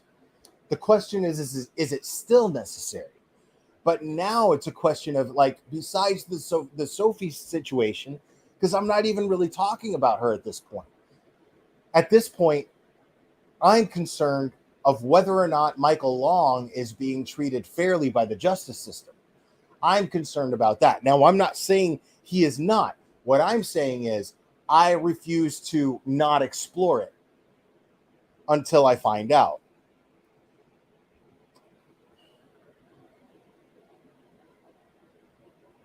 I don't know, blessed be. I don't know that she's not getting the help that she needs. But that's the thing, is I've accepted the fact that I there's no way for me to know. If her privacy is being protected now, great. If she's being protected in every way, shape, or form, awesome. Because I'm not here to fight for Michael's right to get Sophie back. That's not what I'm here to do. I don't know if he's the best environment for her. I'm not saying that. What I'm saying is I'm not sure if he's being treated rightfully through the justice system. Is the justice system treating him right? I'm curious about that. That's what I want to know. Because I can't do anything about the Sophie thing. Sophie's in the system, or she's with her mom, or I don't know. There's no way for us to know, and unless there's some sort of proof that she's currently being abused, you know, or at least a valid allegation that she's currently being abused, I just accept the fact that I can't do anything about what's going on with her right now. I don't know what, there's nothing I can do. There's nothing anybody can do.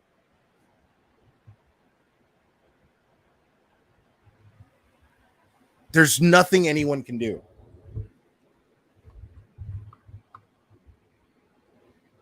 But if her allegations were true and Michael is the only thing that can help her, well, I'd like to see that he's actually being treated properly by the justice system. That's what I want. That's my interest at this point.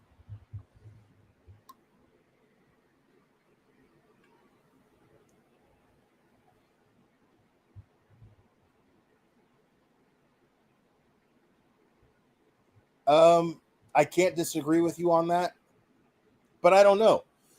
You know, I'm nobody to judge anybody on parenting, man. You know what I mean? I'm not going to get into it. You guys have heard me talk about it before, but, you know, I failed as a parent myself. I love my kid so much, but I failed him.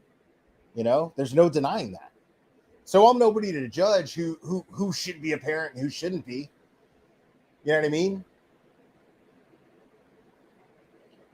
So I mean, that's not my concern at this moment.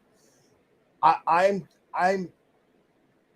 here. We are on a platform where we discuss crime cases, and this is now a crime case, and so I just don't know. No, crispy treat. That's K propaganda. That's K bullshit. There's nothing to indicate that he's in love with Kelly still. Like, and that's trashy bullshit that I just don't care about. That's none of my business. It's none of your business if he's still in love with Kelly. Who cares? Who gives a shit? You know what I mean? Who cares?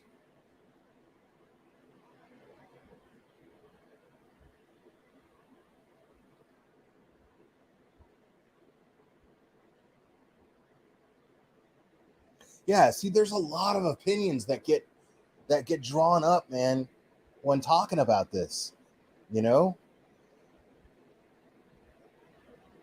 And and what's funny is they're valid opinions. Mostly they are. Just sometimes you get idiots, you know, that just spread misinformation. And they're saying, well, this happened and this happened. I'm like, okay, so where's the proof? Prove it.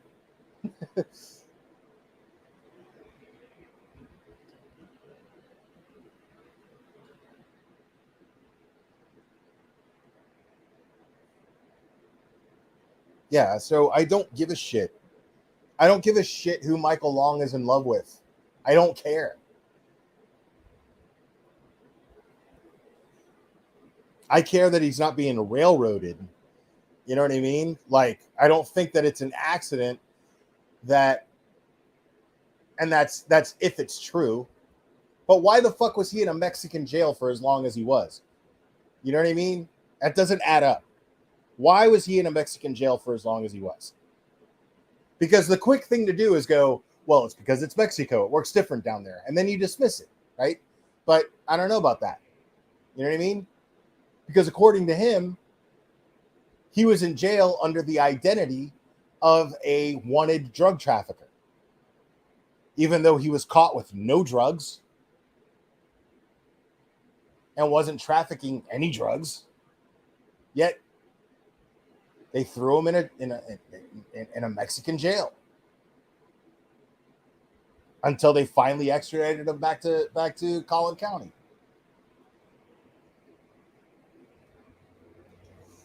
I don't want to hear that takes time to get extradition bullshit. Blessed be. Come on. You know, I mean, I know it takes time to get extradition, but he was wanted. The only reason he was picked up in the first place was because he was wanted in the United States. He wasn't wanted in Mexico.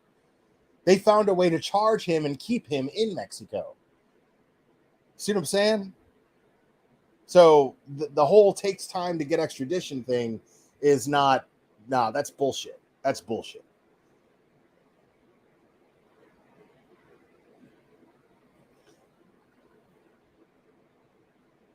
Oh, God. Heather and that crippled life. God, you're getting on my fucking nerves. You're just saying shit just to say shit. You're just saying shit just to go the opposite way. Like, you're basically trolling my chat. You're just not doing a good job at it. Proof he had no drugs on him. Proof he did. How about that?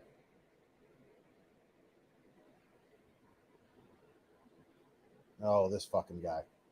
Robert Berg. Let's see. Hi, I saw you were on. Thought I'd stop by and say hi in case you missed saying my name. Sounds like a topic I know nothing about. Bummer. But you know everything about every other topic, Robert Berg. And yes, I did miss saying your name. Thanks for stopping by, man. We're cool. Don't worry. We're cool.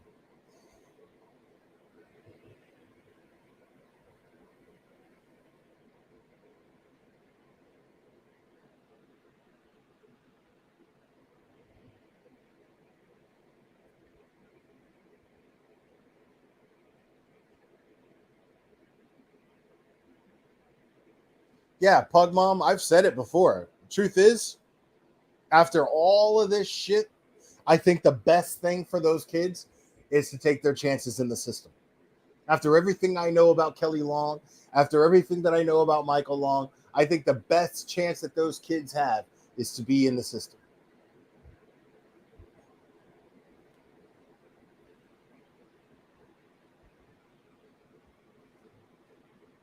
So my concern is not where Sophie ends up.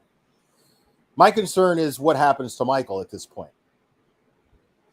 Because I know a lot of people are like, I don't give a fuck about Michael. Why the fuck do I give a fuck about Michael? But it just, like I said before, it all seems so excessive, man. Everything that has taken place seems so weird and excessive when it came to how they dealt with him.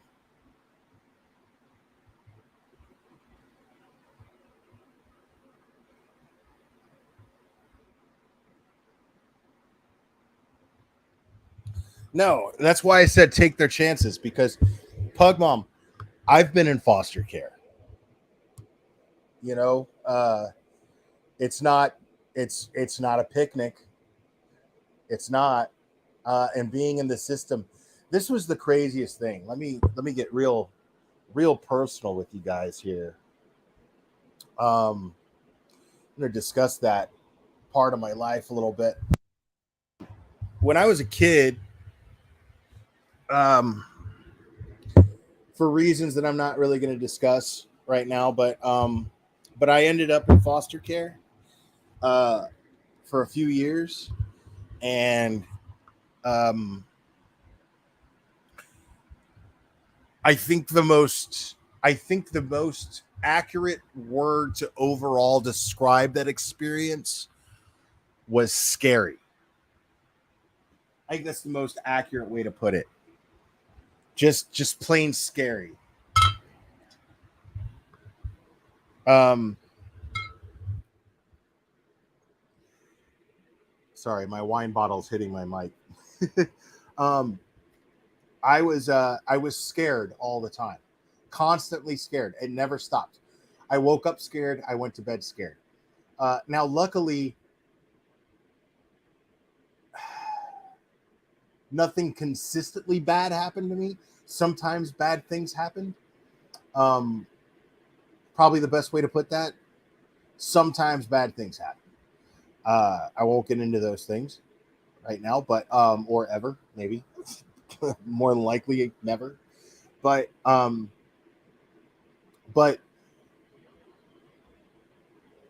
not only was I scared, well, really all it was is I was scared because I never had a chance to get familiar with my environment, really. So every new place that I went to, it was scary because I've never been there before. I didn't know anybody, and I had no say. I had absolutely no say in where I ended up. Like, constantly what would happen is, hold on a second. Let me plug my laptop in here. Constantly what would happen would be that I would I felt, because it, you know, I would always be like, I don't want to go there. I want to stay here. That happened a lot. I would just get used to someplace, and then they would be like, well, and it was just another day at work for the people that were in charge of moving me. You know what I mean? So they would be like, they'd be like, hey, pack your stuff. You're going. And then I'd be like, what? And for, an 11-year-old kid, that's really, really tough, because I would just be like, this is my best friend. I want to stay with my best friend. I want to stay with these staff members, or I want to stay with this foster parent, you know? And they were, and it was always like the same speech, like they rehearsed it, like it was like a fucking like when you call a customer service agent for whatever the fuck you're calling to find out about and get help with. It was almost like they were reading a script, and they would just sit down, they would like kneel down and look at me and be like, hey, I know, I understand that you're comfortable and you want to be here, but because of this and this and this, we're going to have to move you here.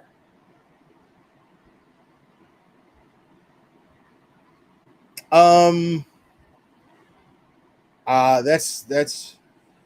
an interesting question. I don't know how to answer that without getting too personal. I think the best way for me to answer that, you're saying, did I feel like I did something wrong when they would move me? No, I felt like I did something wrong for being in the situation that I was in the first place, for having been in foster care in the first place. So there was always that feeling looming that I had done something wrong. There was just no way to shake that. There was just no way to ever shake that. Because I was in that, as long as I was in that system, I always felt unwanted, unloved, and I had done something wrong. I had done something to be in that position.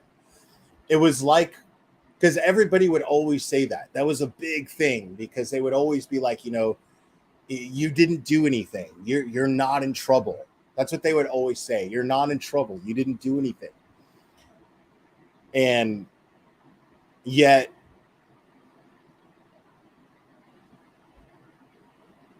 I felt like I was always being punished because I was never where I wanted to be, or with who I wanted to be with.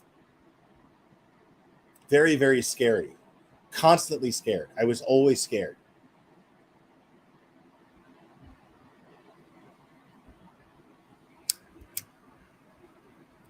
That's enough of that.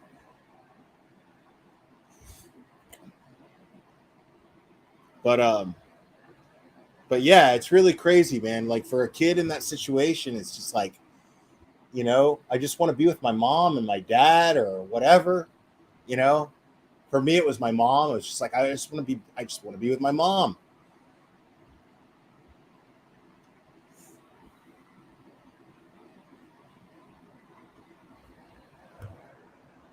Yeah, I just always felt like I had done something wrong. Like I was just a bad kid, you know. Um, yeah, it's crazy. It's crazy, you know. That's a tough thing for a kid, man. It's just a tough thing for a kid. So I don't envy any kid, that has to go through foster care. But you know what? Like, I did end up with some really decent people sometimes. And like, if I hadn't like been so adamant about wanting to be back with my mom, I could have found happiness. If I wasn't so stuck on the idea of being a bad kid, and just beating myself up all the time as a kid, like I I feel like I would have totally found happiness with some of the loving environments that was provided for me, because there were loving environments that were provided to me. There were. Looking back on it and thinking about it, being an adult now, and having gone through like the most serious adult shit that you could ever fucking go through. You know what I mean? Like, I look back on that and I'm just like, man, I wasn't really fair to those people. And they never judged me because I was a kid, and they were just like, man, this is a kid going through a hard time. You know what I mean? This is just a kid going through a hard time. But I feel like if I knew how to just be grateful for people who wanted me in their lives, because those people did, I could have been happier as a kid. I could have made them happy. I just couldn't, you know? So it's really tough for a kid, man. I don't know how to really explain it.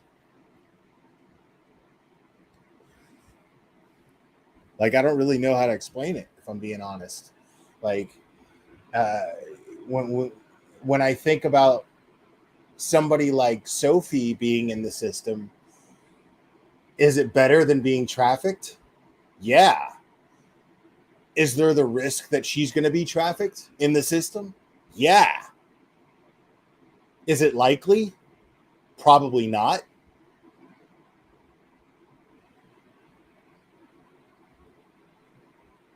Is she going to be, is there a chance that she's going to be well taken care of and loved properly?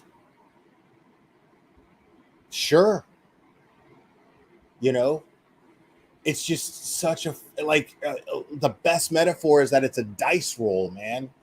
Really is. Like, you just never fucking know, because there's all different, there's, dude, I was in hospitals, like, you know, I was in a hospital for depression at 10 years old. You know what I mean? I was in a hospital for depression at 10 years old. Then from there, I got moved to a children's center, which is basically just a big ass foster home, is basically what it was. You know, I roomed with dozens of kids, and it was cool. You know, there was good things about it. But you know, I just always just felt like I was like in jail. You know, I didn't get to do the things that I would get to do at home. I didn't get to just go outside and play and be like, I'll be back before dark. You know, I didn't get to do none of that. So I always felt like I was being punished in some way. No matter where I was, I felt like I was being punished. Like I was being incarcerated, right? And then I had parents that took me in, you know. So just moving from place to place and not having any say over that shit was just really, really, like, it just fucked with me a lot, you know? It's tough.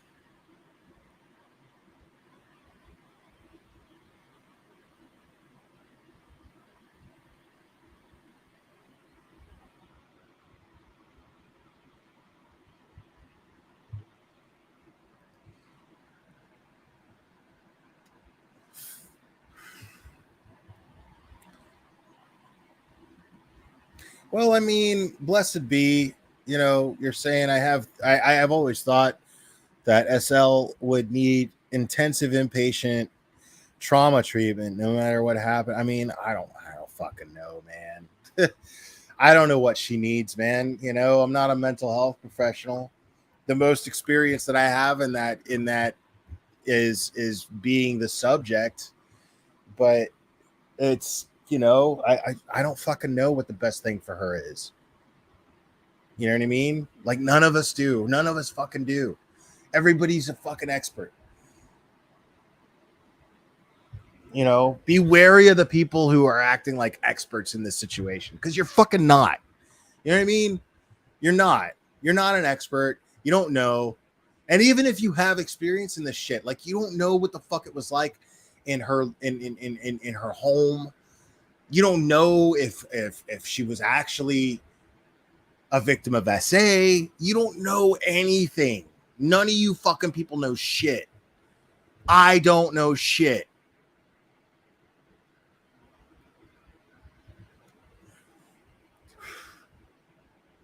The question at this point is whether or not the system failed her, but also if it mistreated Michael Long. That's the question. I don't know if it has. I just plan on exploring it. That's all, people. That's all. I'm of the opinion currently that he has been mistreated. That's the opinion that I have currently, okay? But I'm not close-minded to the idea, and I'm not convinced of anything. You know what I'm saying? Like, I'm just saying, I plan on keeping a close eye and seeing what happens, you know, because even if you're a fucking mental health professional, you know what I mean?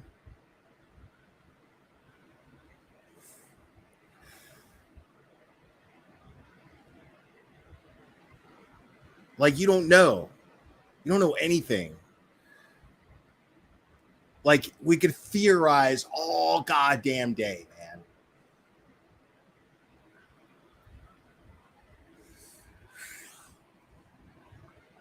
And I don't even give a shit how much of an expert you are. You know what I mean? Like, you could be an expert sitting in my chat with all, you could be a social worker with all this experience. You could be a child psychologist with all this experience, blah, blah, blah. None of that shit fucking matters because you don't fucking know all the facts. None of us know all the facts.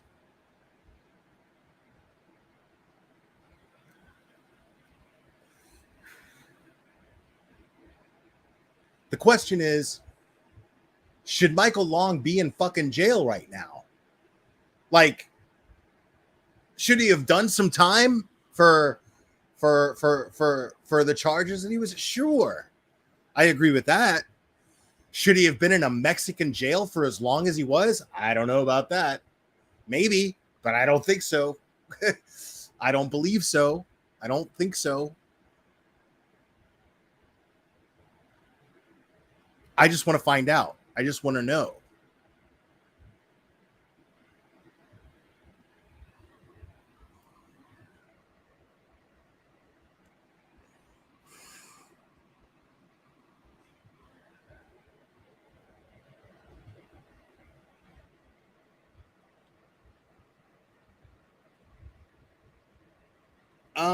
That's a good question. Let me hold on.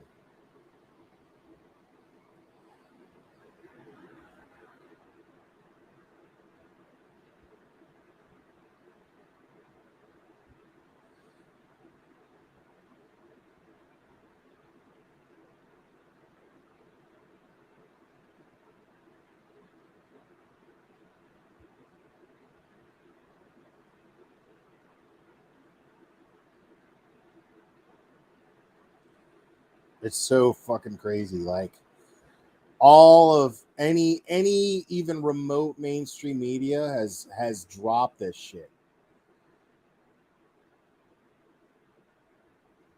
Like, you Google Sophie Long and nothing comes up practically, which is a good thing. You know what I mean? Like, it's a good thing.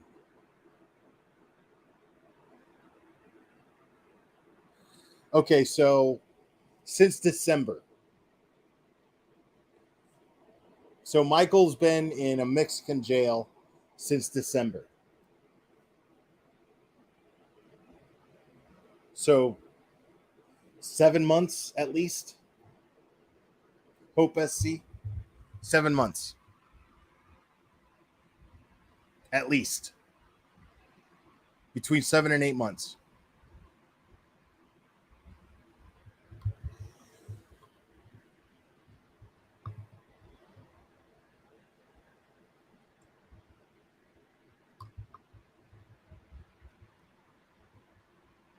Right. Blessed be. I agree with you. I agree with you. Like, I get a certain satisfaction if I Google Sophie's name and nothing comes up.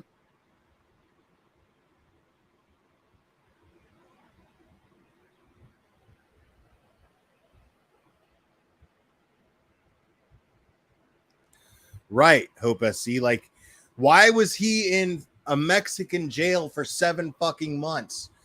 And according to his interview 3 months ago, it was because they confused him supposedly with a drug trafficker. For some reason, the priority wasn't, okay, wait a minute. We need to, this is fucking wrong. This is crazy. That wasn't the reaction.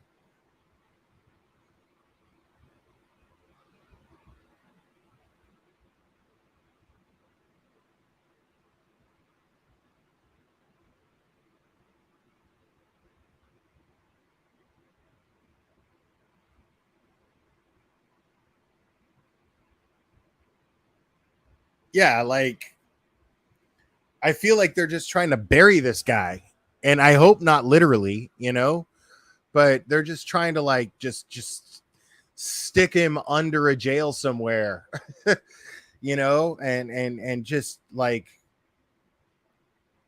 because the thing about Michael Long is he's not a quiet guy. He's not just going to take this shit sitting down. So they're just going to keep him locked up and make it limited for him. Now, hopefully his rights to speak, to have phone calls or whatnot are met. Cause I'll straight up, dude, I will have him on speakerphone and I will absolutely allow him to speak his mind. Well, the justification Band-Aid of memories as to why his bail was so much was because he fled to Mexico. But $2 million though on those charges, you know what I mean? $2 million on those charges, considering that he has no income, it seems excessive. It just feels excessive to me. I don't know. I don't know the law, man. You know what I mean? I don't know the law.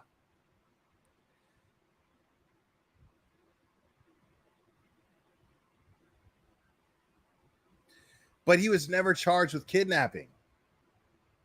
Like that's what canceled Karen was going on and on about.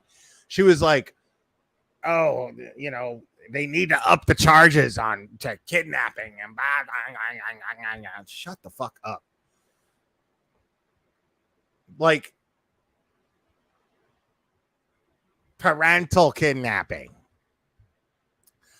I mean, like technically he kind of did that, but if they could make those charges stick, they would have charged him with that. They never did. That's actually the one thing that makes me like doubt the corruption, because why wouldn't they charge him with that? If they're looking to fuck him so bad, why didn't they charge him with that? You know what I mean? So I have my doubts. Like, people, I'm not this closed-minded. I don't have this opinion set in stone. Like I question everything. But he wasn't charged with it, blessed be. Okay. You're saying it was custodial kidnapping, though. Was it? Like, because you don't get to cherry pick whether or not the justice system fucking worked perfectly or not. You know what I'm saying? You don't get to sit here. I'm sitting here saying that they're not consistent. I'm saying that there's something wrong with the justice system involved in Michael Long's case, as far as him going to jail. That's what I'm saying. There's something inconsistent and wrong with that. That's what I'm saying. The words kidnapping were never in his charges, ever. Yet, if he had kidnapped somebody, right? If he had kidnapped somebody, I could see the punishment being what he's dealing with right now. I could see a $2 million bond. I can see him spending all this time in jail. I could see that. But yet he was never charged with kidnapping. Custodial interference does not get you thrown at the bottom of a fucking Mexican jail, dude, under someone else's identity. There's something seriously wrong with that. Why couldn't they charge him with that? If they went through that, that's what's so weird. It seems like they found all these weird loopholes to keep him in jail, consistent with somebody who is charged with kidnapping, yet they never charged him with kidnapping. How does that make sense? Make that fucking make sense. And then you have this idiot, going on her fucking YouTube channel that she's not even supposed to have.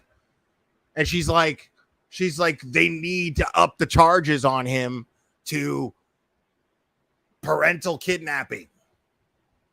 Really? Why? So he can get more time?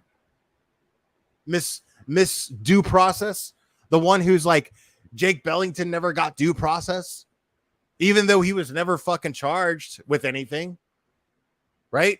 This dude hasn't spent one fucking day in jail on anything that he's been accused of by anybody on a YouTube channel or by anything Sophie said. Not one day has Jake Bellington been locked up over these things, right? So, but you know, and yet she's bitching and moaning, saying, "Oh, that he was robbed of his due process." But how is he robbed of his due process? But you want to sit here and say that Michael Long is not subject to due process, right? Let's up the charges on him. Let's put him in jail for even longer, even though the jail time that he has already done isn't consistent with the charges that he's been charged with. How does that make sense? Think about that. That's my fascination with this right now. You guys have even heard me go, I'm not talking about this shit anymore. Fuck. You guys have heard me do this, but yet here I am talking about it because that shit is bothering me.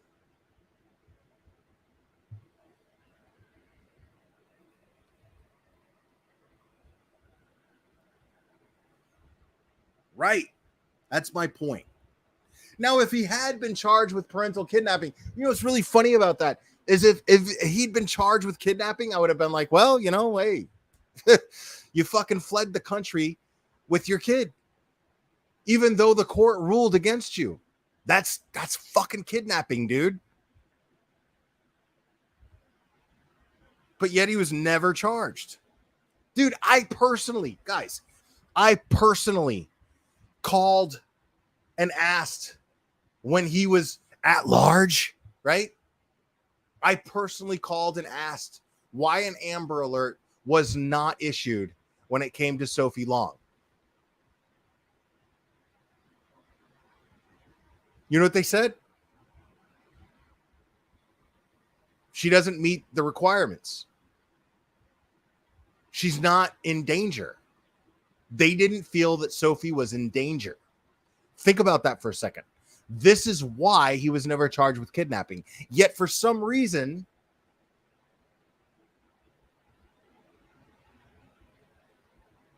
the punishments that he has endured since seem to be more consistent with somebody who had been charged with kidnapping, yet he was never charged with kidnapping.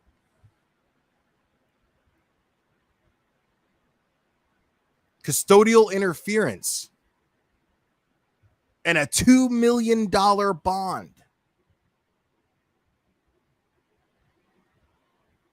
So what? I mean, okay, because she was with a parent. Okay, got it. But how is it not parental kidnapping? If the and this is the thing, is I'm agreeing with people that that think that they're speaking against me. I'm agreeing with this point, this consistent point that people who rival me on YouTube have made. I'm agreeing with this point. How is what he did not considered parental kidnapping? This is why I'm confused.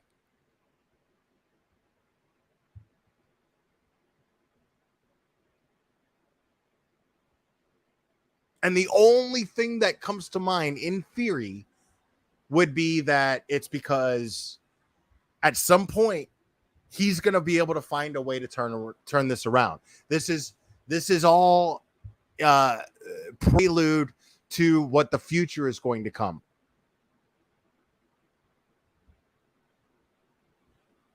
So they can't charge him with kidnapping because they're afraid of what he can possibly accuse somebody of. Right? So, but then if that's the case, and then he can fight it, and then he can file lawsuits and whatever once he's finally out of jail, like, wouldn't that make sense that he's in fear for his life? Because at the end of the day, That's what I'm doing here. Because whether you agree with Michael Long or you don't agree with Michael Long and what he's done, the fact is he's a very public person at this point. And if he goes and if something happens to him, if he's afraid that somebody's going to kill him to shut him up, well, that's not right. I don't want him to die. Just because I don't particularly like the guy doesn't mean that I want him to die or that I think that he deserves to die.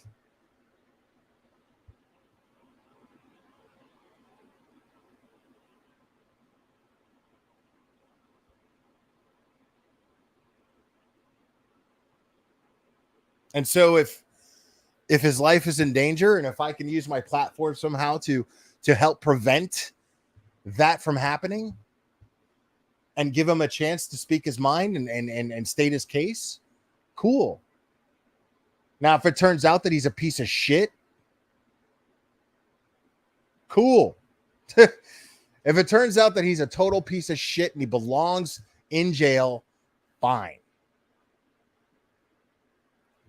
But the fact of the matter is that he's never had the chance to actually state his case, has he? That cannot be denied. He's managed to do it on YouTube. Make no mistake, people.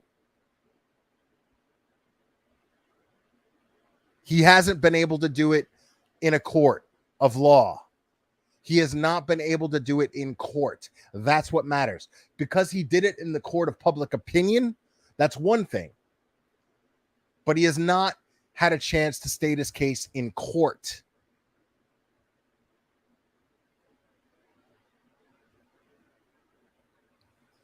And I don't want him to be in danger either, Teresa Hardwick. He definitely, it doesn't deserve to die. You know what I mean? Like, fuck. Like, you know, even the shit that he's being accused of, you know, coaching a child does not get you a death sentence, people.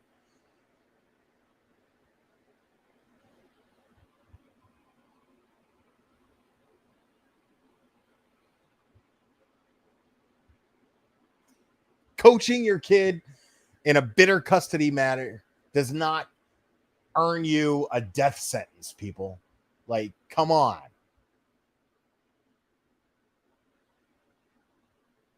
And Cherry doesn't believe he's in danger. I don't know if he's in danger. But I mean, a lot of this shit seems fucked up. You know, what if all this stuff is just a prelude to just leading to him being fucking shanked? You know, I don't want that to happen. I don't want Michael to get shanked. You know, like, worst case scenario, the guy deserves to have his fucking heart broken. You know what I mean? Like some girl that he took for granted takes him for granted. You know, that's about it. And it happens to the best of us. Happens to everybody. Happens to me every 5 years. At least. You know?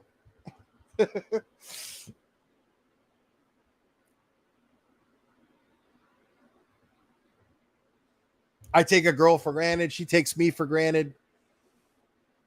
It ends all bitter. You know, it happens.